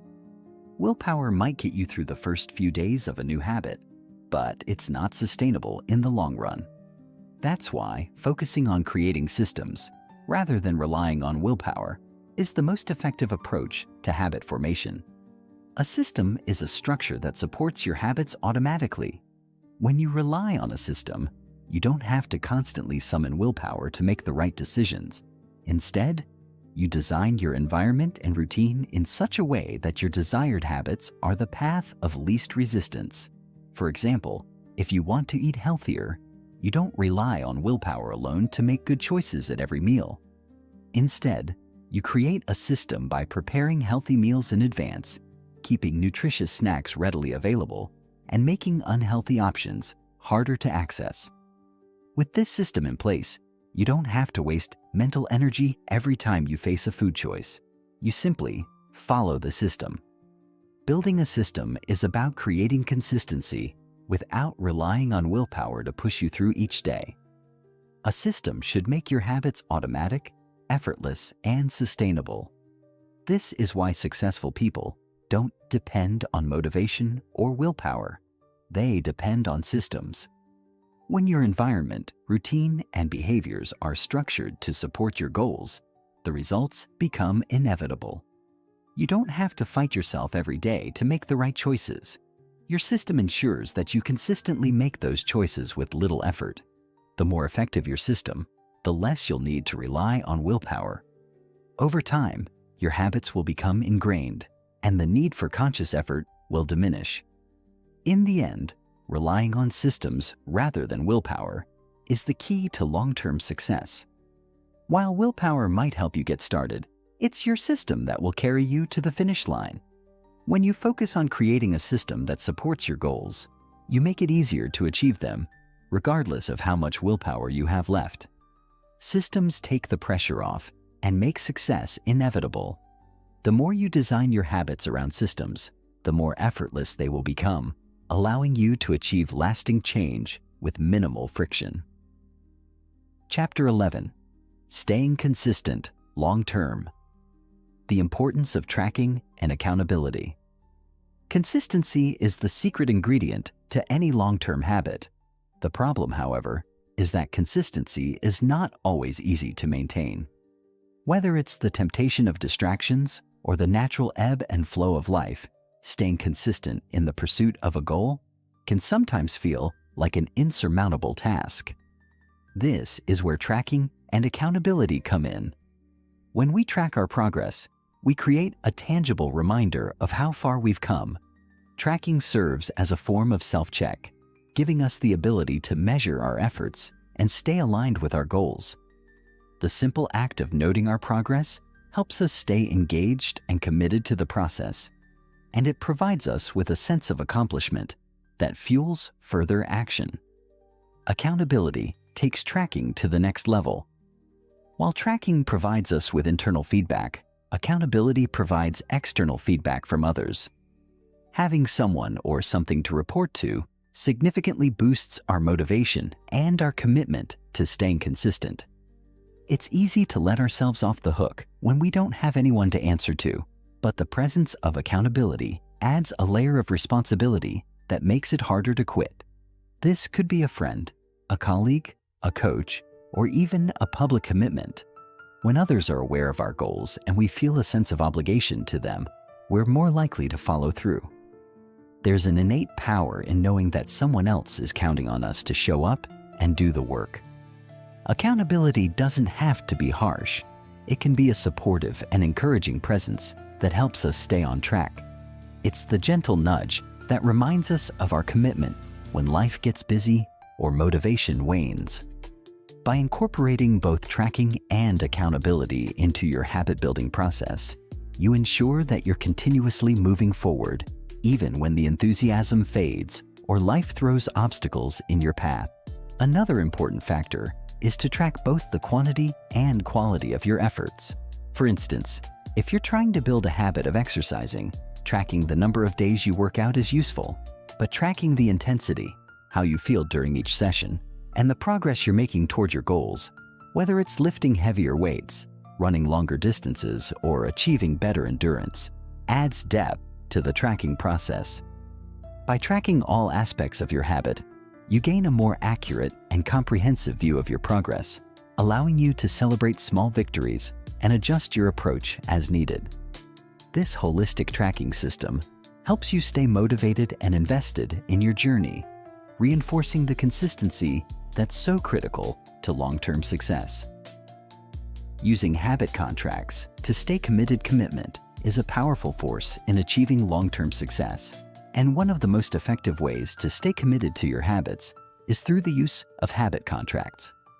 A habit contract is a written or verbal agreement between yourself and another person, or even between yourself and your future self, in which you make a clear and binding commitment to your habit goals. The purpose of a habit contract is to create a level of accountability and formality that makes it harder to back out of your commitment. It's the act of putting your goals in writing or promising someone else that you will stick to a certain behavior. Habit contracts create a sense of personal responsibility. When you commit to a habit, you're not just making a promise to yourself, you're making a promise to another person or entity. This external commitment adds an extra layer of psychological pressure to follow through, making it more difficult to quit or fail. The idea behind a habit contract is that the more formal and serious you make the commitment, the more likely you are to uphold it. It's not just about setting a goal. It's about making that goal official, creating a level of accountability that holds you to a higher standard. To make the most of a habit contract, it's important to get specific. Vague promises like, "I'll exercise more" or "I'll eat healthier" are easy to break. Instead, clearly define the behavior you want to commit to. Specify the time, place, and circumstances in which you will perform the habit. For example, instead of saying, "I will exercise more," you could say, "I will go for a 30-minute walk every day at 7 a.m. This level of specificity makes the commitment more concrete and harder to back out of. Additionally, it's helpful to include consequences for failing to follow through. These consequences could be something as simple as donating to a cause you don't support or writing a public post admitting your failure. The discomfort of the consequences provides an extra push to stay consistent with your habits. Incorporating a habit contract into your routine creates a sense of ownership over your goals. When you sign a habit contract, you are declaring your intention to show up for your habits, no matter what. This level of commitment can be a game changer when it comes to staying consistent over the long term. It reinforces the idea that your habits are not optional. They are non-negotiable. The structure of a habit contract transforms your goals from mere intentions into concrete actions, making it easier to follow through and stay on track. Building recovery plans for setbacks. Setbacks are an inevitable part of any journey toward habit change, but it's how we respond to them that determines our long-term success. The key to staying consistent over time is not avoiding setbacks, but having a plan for when they occur.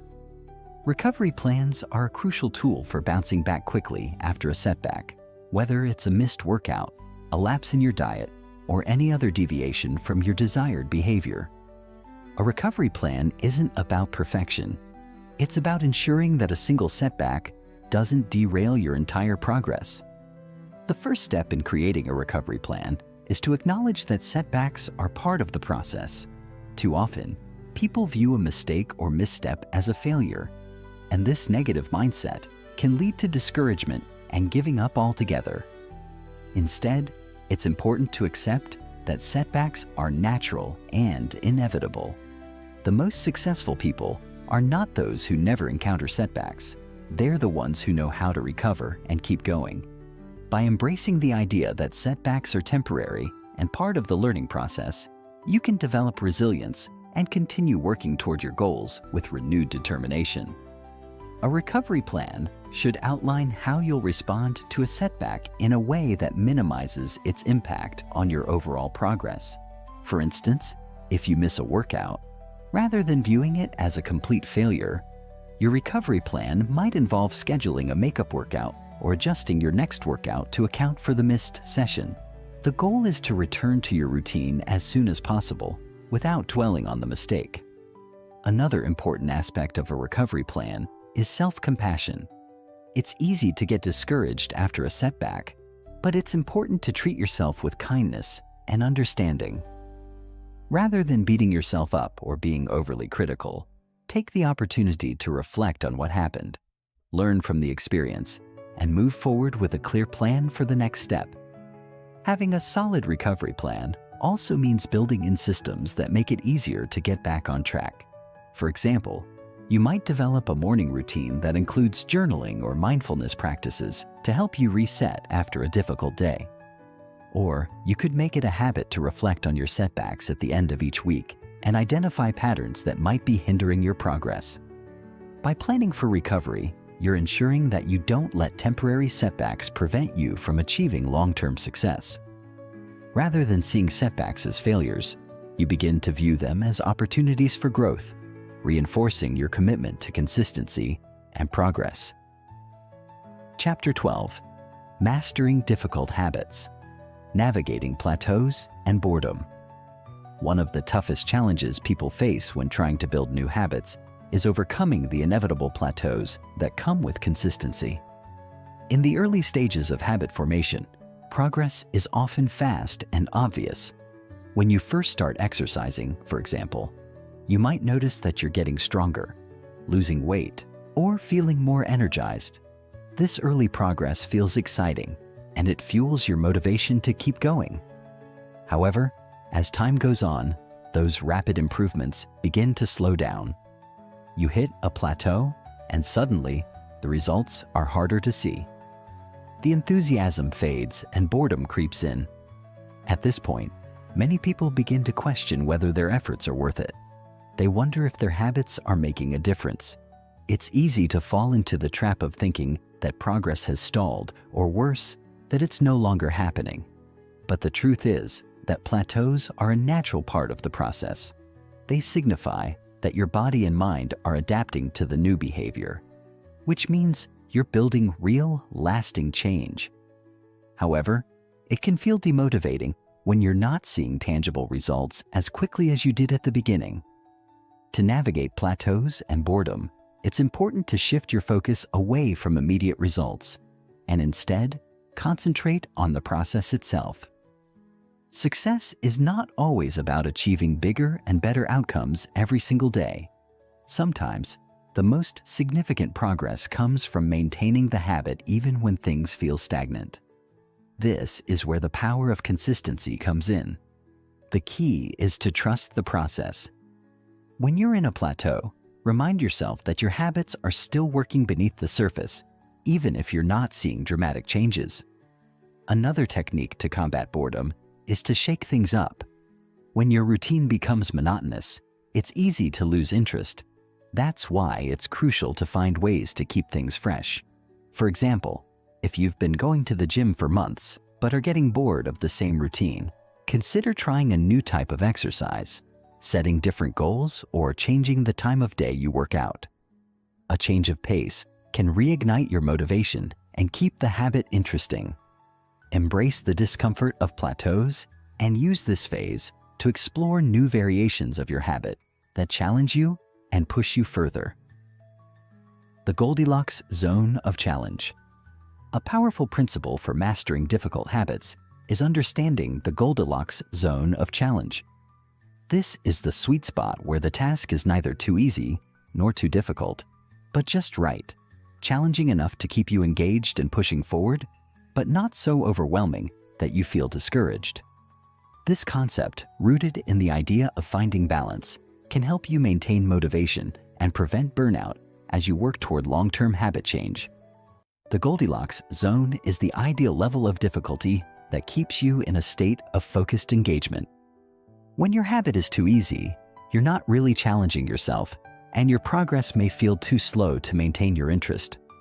On the other hand, when your habit is too difficult, you may quickly become frustrated, feel like you're failing, and give up altogether. The key is to keep your habit in that ideal zone of challenge, where you're constantly progressing, but also experiencing a reasonable level of difficulty. For example, if you're trying to improve your running endurance, starting with a distance or pace that feels just beyond your current abilities can keep you engaged and motivated. As you progress, you can increase the difficulty in small incremental steps that continue to push you forward without overwhelming you. This principle can apply to any area of habit formation. Whether you're working on your diet, studying a new language, or learning a new skill, it's important to adjust the level of challenge based on your current progress.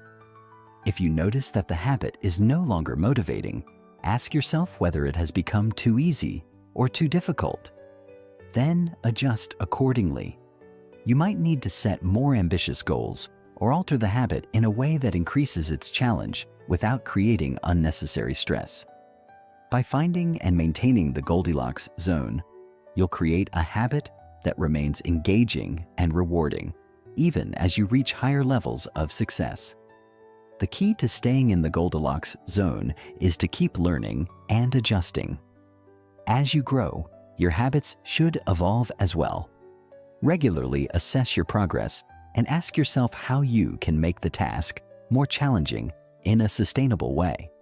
Sometimes, the most significant shifts in progress come from fine-tuning the level of difficulty and keeping things just challenging enough to continue growing. The Goldilocks zone helps you avoid burnout by preventing both under-challenge and over-challenge, allowing you to build mastery without feeling overwhelmed. How to stay engaged? Through habit evolution. As you build habits over time, one of the most important skills you can develop is the ability to adapt those habits as you evolve. The danger of sticking rigidly to the same habits is that they can eventually become stale, even if they initially contributed to significant progress. To ensure that your habits continue to serve you, it's essential to embrace the concept of habit evolution. This means acknowledging that your habits should change and evolve as you grow. Mastery doesn't come from doing the same thing over and over without adjustment. It comes from adapting your habits in response to your changing needs, goals, and circumstances. Habit evolution involves recognizing when your current routine is no longer serving your needs, or when it's no longer helping you achieve your goals. This could mean making your workouts more intense or more varied, modifying your eating habits based on new health goals, or shifting your learning strategies as you progress in a particular skill. For example, if you're learning a new language, you might start with vocabulary building and basic grammar. But over time, as your skills improve, you'll need to incorporate more advanced techniques such as conversation practice, immersion, and cultural exploration. This evolution keeps your habits fresh, challenging, and aligned with your growing abilities. The process of habit evolution is also a mindset shift. Instead of seeing habits as fixed routines, view them as dynamic systems that can be adjusted and improved over time. This flexible mindset allows you to continuously challenge yourself, maintain engagement, and avoid stagnation. As your confidence grows in one area of your life, you may realize that it's time to push yourself further in that same area or branch out into a new direction altogether. Evolution also means being open to experimentation, trying new ways of doing things to see what resonates with you. This openness allows you to find new strategies, techniques, and approaches that will keep you engaged and excited about your habits, ensuring they continue to grow with you. Furthermore, don't be afraid to let go of habits that no longer serve you. Part of habit evolution is knowing when to release certain behaviors in favor of more beneficial ones. This could mean stopping a behavior that once worked but no longer aligns with your goals or your life circumstances. For instance, you might have started with a habit of exercising in the morning, but after discovering that evening workouts suit your lifestyle better, it's time to evolve your habit. Acknowledging that habits are not static allows you to remain agile and responsive to your needs, ensuring that you don't become stuck in a routine that's no longer effective. Habit evolution, when done right, fosters ongoing growth and ensures that you stay engaged with your habits over the long term. Chapter 13. The Role of Reflection. Why self-review strengthens habit. Identity reflection is one of the most powerful tools in habit formation, yet it is often overlooked. It's easy to get caught up in the hustle of trying to maintain or improve your habits, focusing purely on the action and the outcomes. However, without taking the time to reflect on your journey, you risk missing valuable insights that can help you refine and strengthen your habits. The process of self-review is not just about assessing how far you've come.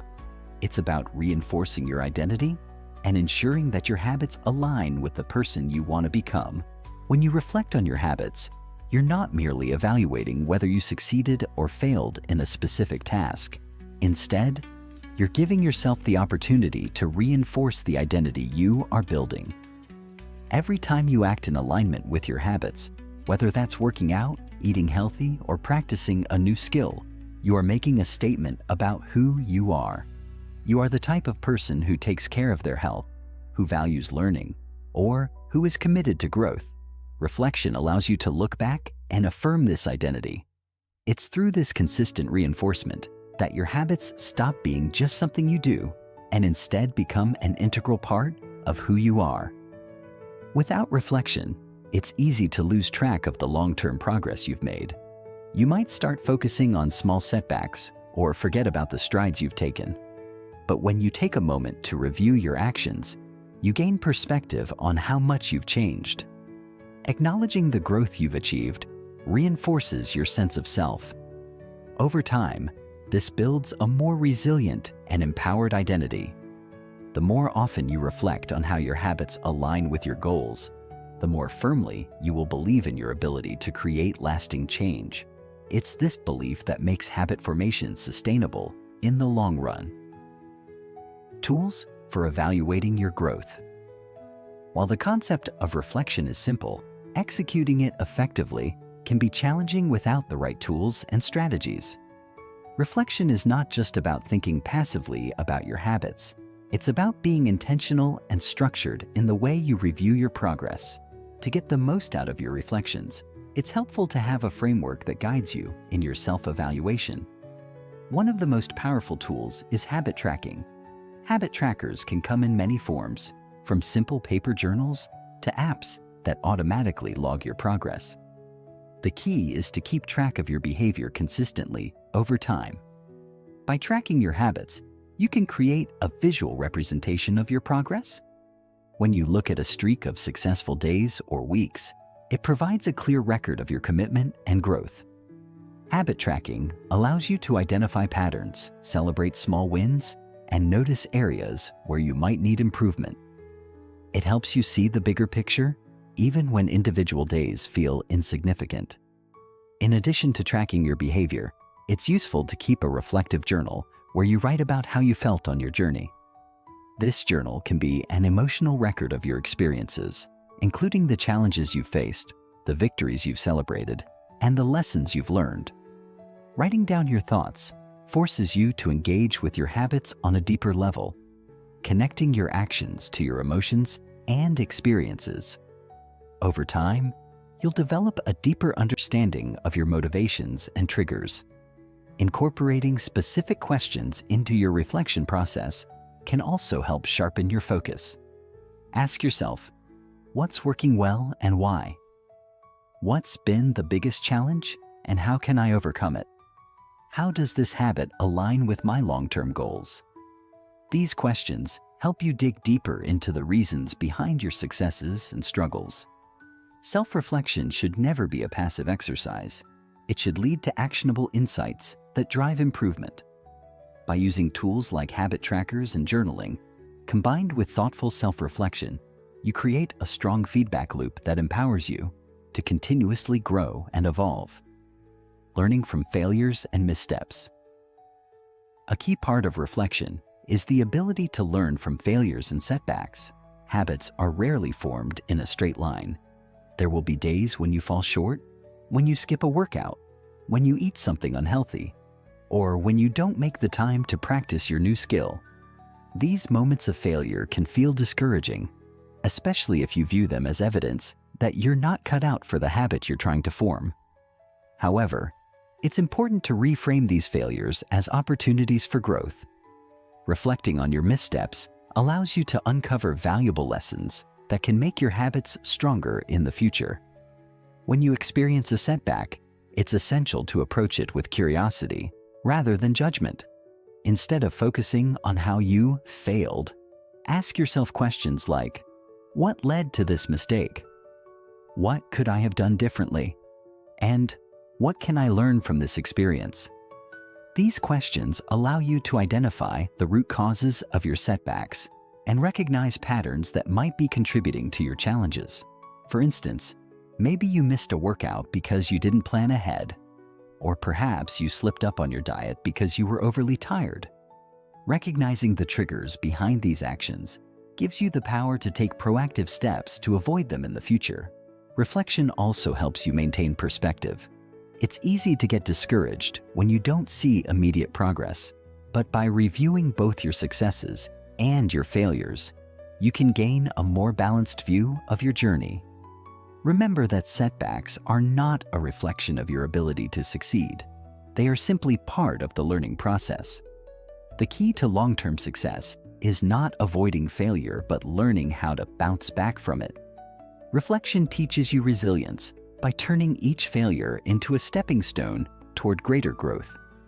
When you reflect on your missteps with a mindset of learning, you empower yourself to make smarter decisions moving forward.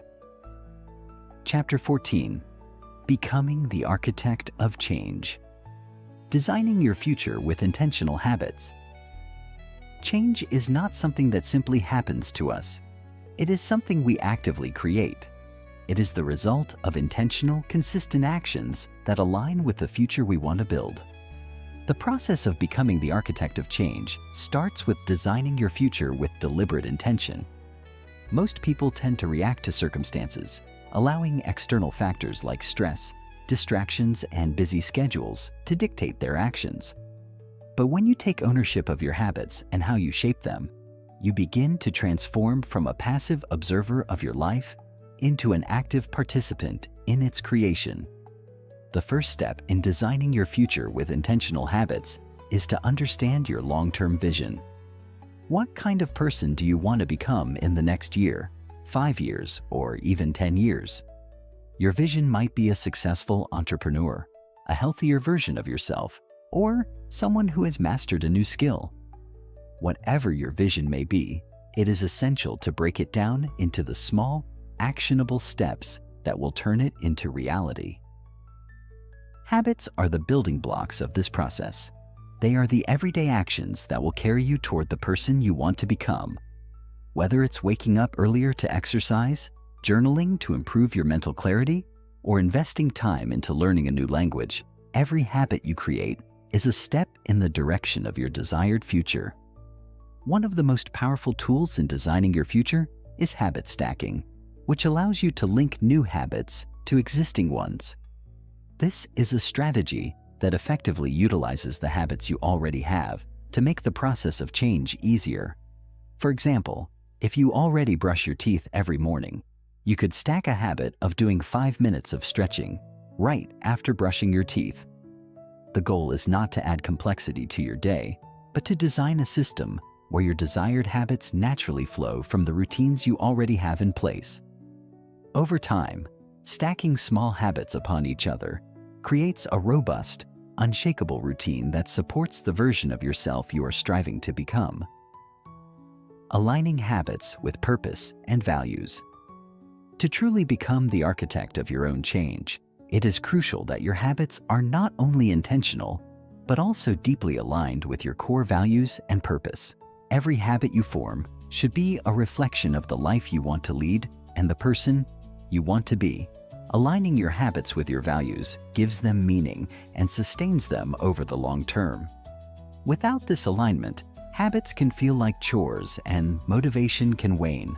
But when your habits are connected to something greater than yourself, something that resonates with your purpose, they become an essential part of your identity. Take a moment to reflect on what truly matters to you. Is it family? Is it personal growth?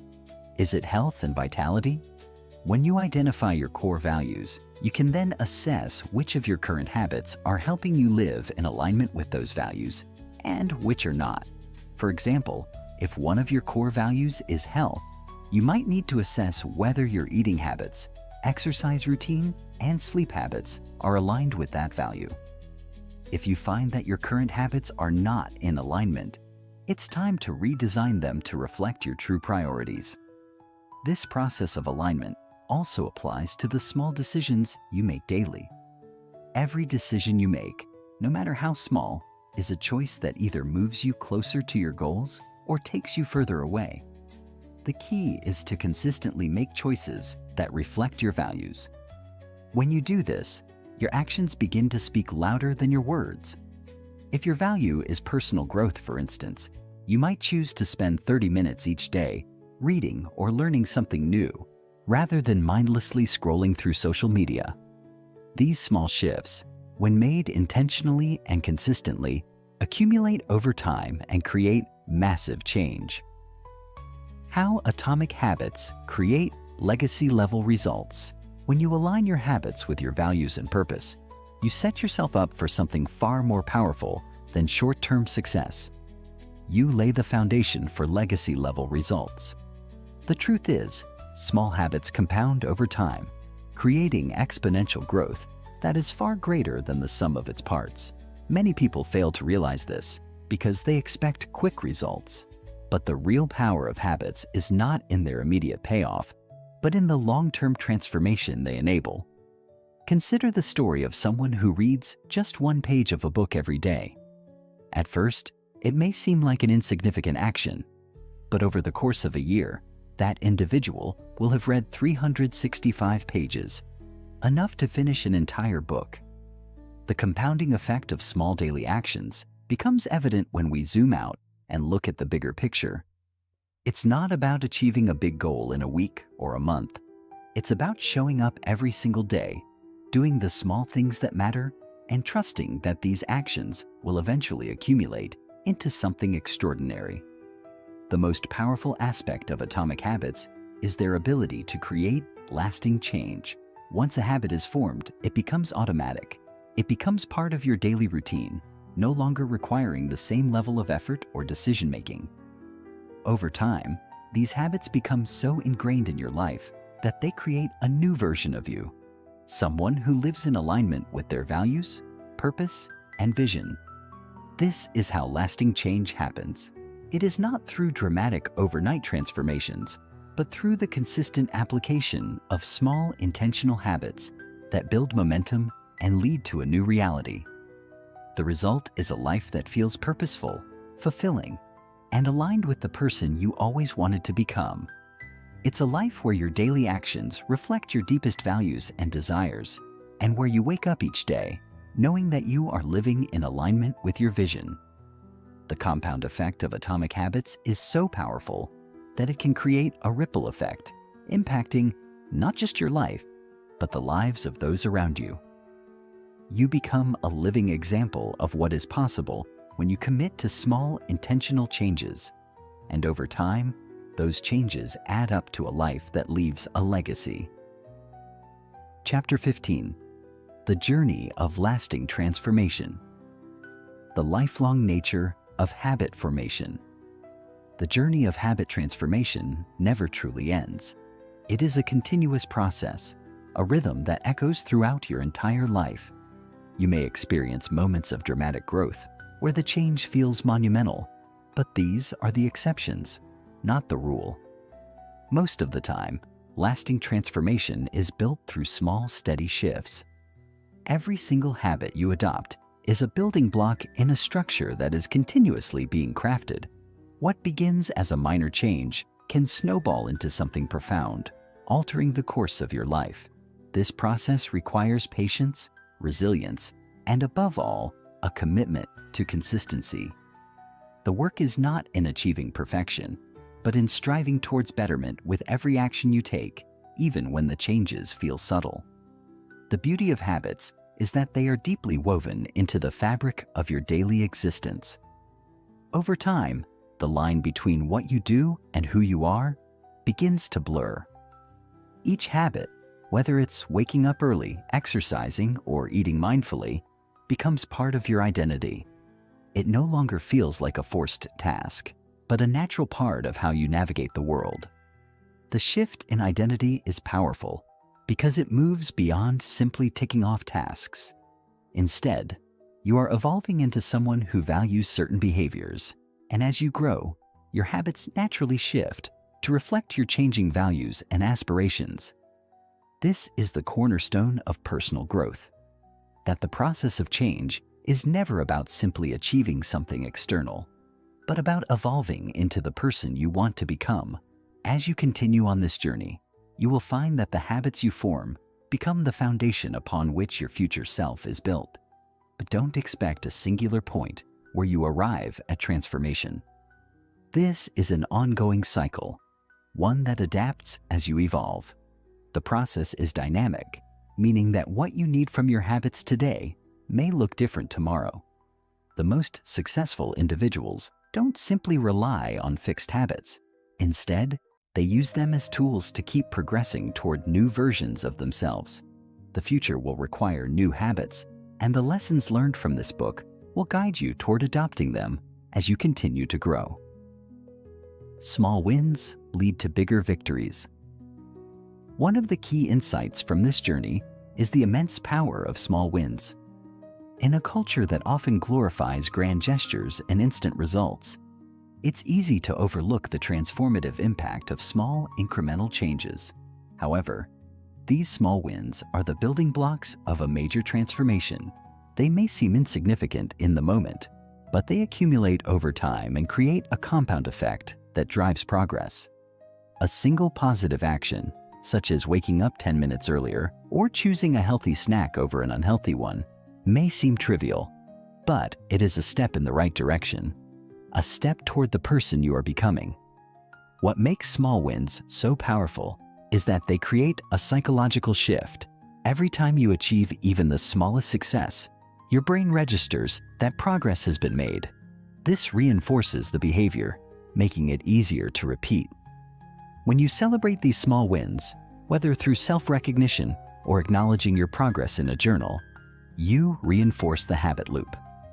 This positive feedback system fuels further action, creating momentum that makes it easier to continue your journey. The beauty of small wins is that they work on two levels. They provide immediate gratification, which keeps you motivated, and they build a sense of long-term accomplishment that reinforces your commitment to the process. Moreover, small wins create a sense of confidence. With each tiny victory, you prove to yourself that you can succeed. This builds self-efficacy, the belief in your ability to achieve your goals. As your confidence grows, you become more willing to take on bigger challenges. What started as small, seemingly inconsequential actions gradually leads to larger, more meaningful achievements. By focusing on these small wins, you begin to recognize that the process of transformation is less about making huge leaps and more about consistently making choices that align with your goals and values.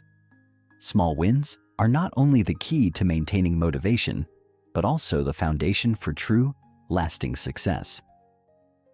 The ongoing practice of transformation. Transformation is not a one-time event. It's an ongoing practice that requires continued effort, reflection, and adaptation. Each new habit you introduce into your life acts as an opportunity for deeper transformation. As you adopt new behaviors, your old habits will inevitably be challenged. You may encounter moments of resistance, doubts, or setbacks, but these are not signals of failure. Instead, they are natural parts of the process. Every time you face a challenge and continue forward, you are strengthening your ability to persevere. The true power of transformation lies in your ability to remain consistent, even when progress feels slow or invisible. Adopting the mindset of continuous growth is essential. Rather than aiming for a final destination, view your journey as an unfolding narrative where each day contributes to the larger story of who you are becoming. This perspective allows you to embrace challenges and setbacks as learning experiences, rather than obstacles that derail your progress. Transformation is about progress, not perfection. There will always be room for growth, and the key is to remain engaged with the process, no matter where you are on your journey. To sustain transformation, it is essential to reflect on your habits regularly. This self-reflection ensures that you remain aligned with your values and goals. Periodically review what is working and what needs adjustment. Are your habits still supporting the person you want to become? If not, don't be afraid to tweak your approach. This adaptability is vital because, as you continue to evolve, so too will your needs and aspirations.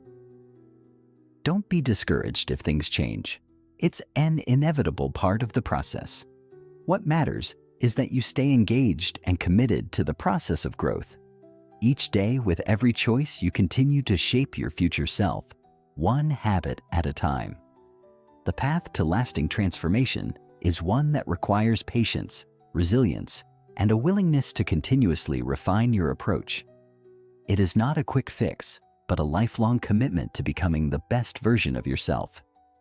By embracing the power of small wins, recognizing the ongoing nature of habit formation, and practicing transformation consistently, you are setting yourself on a course for long-term success.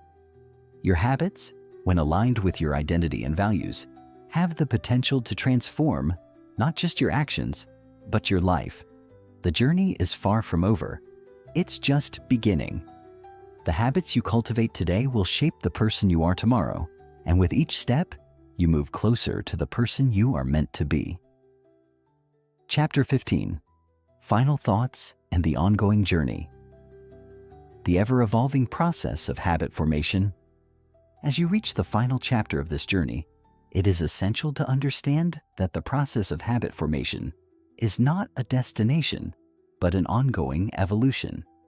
When you set out to change your habits, you are stepping into a dynamic process that will continue to unfold. For as long as you are committed to personal growth, there is no final point where you can sit back and say, "I've mastered it."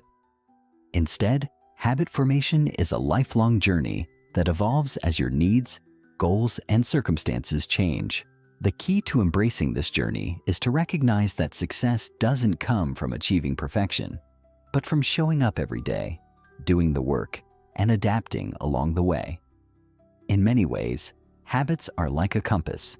They guide your actions, decisions, and behaviors toward the outcomes you desire. But just as a compass doesn't keep you fixed in one place, neither do your habits. Over time, your goals and aspirations may shift. What you value in one phase of your life may look different as you grow and change. The beauty of habit formation is that it can evolve with you, allowing you to recalibrate and set new intentions. It is the consistent practice of evaluating where you are, where you want to go, and how your habits can support that vision that leads to lasting transformation. As you progress, you'll find that your habits become more fluid, more adaptable to the changes in your life.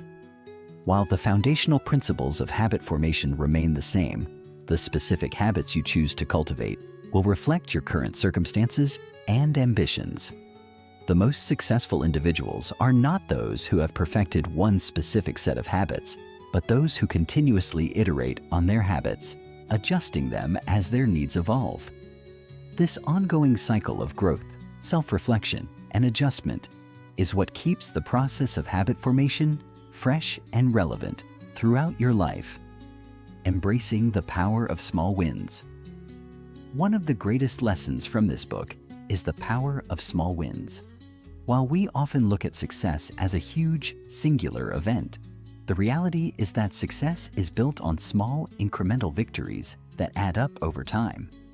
These small wins may feel insignificant in the moment, but when accumulated over days, weeks, and months, they create a momentum that drives long-term success. The beauty of small wins is that they give you immediate feedback. They provide you with tangible evidence that the work you're doing is paying off, which in turn boosts your motivation and reinforces the habit loop. It's important to celebrate these small wins, even if they don't feel like major milestones. Maybe you woke up 30 minutes earlier today than you usually do. Maybe you took the stairs instead of the elevator. Or maybe you managed to stick to your habit of drinking more water. These moments are not trivial. They are proof that you are making progress and aligning your actions with your goals. Over time, these small wins build upon each other, creating a snowball effect that propels you forward.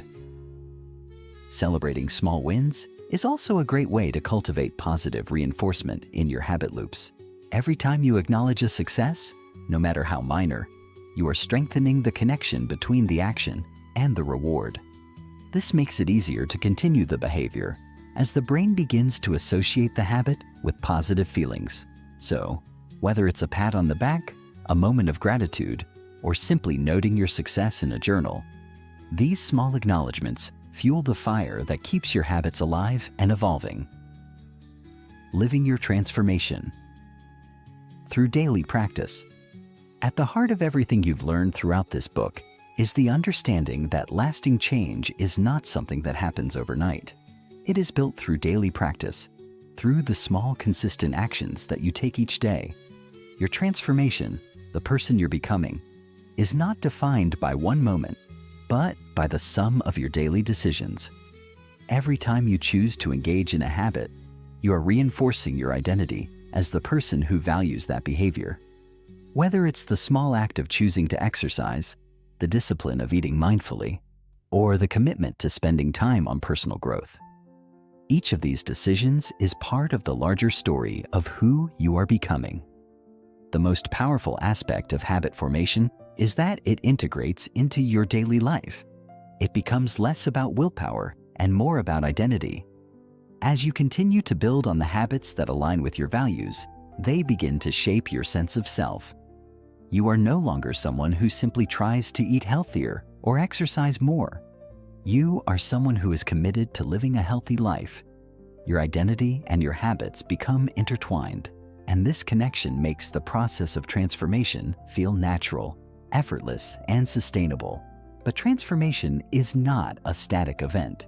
Just as your habits evolve, so too will your understanding of yourself and your goals. The process of living your transformation is about embracing change, not as something that happens in an instant, but as something that unfolds gradually, day by day. As you continue to practice your habits, you will find new ways to push yourself further, refine your approach, and grow into a better version of yourself. You may encounter setbacks, moments of doubt, or periods of stagnation, but these challenges are all part of the journey.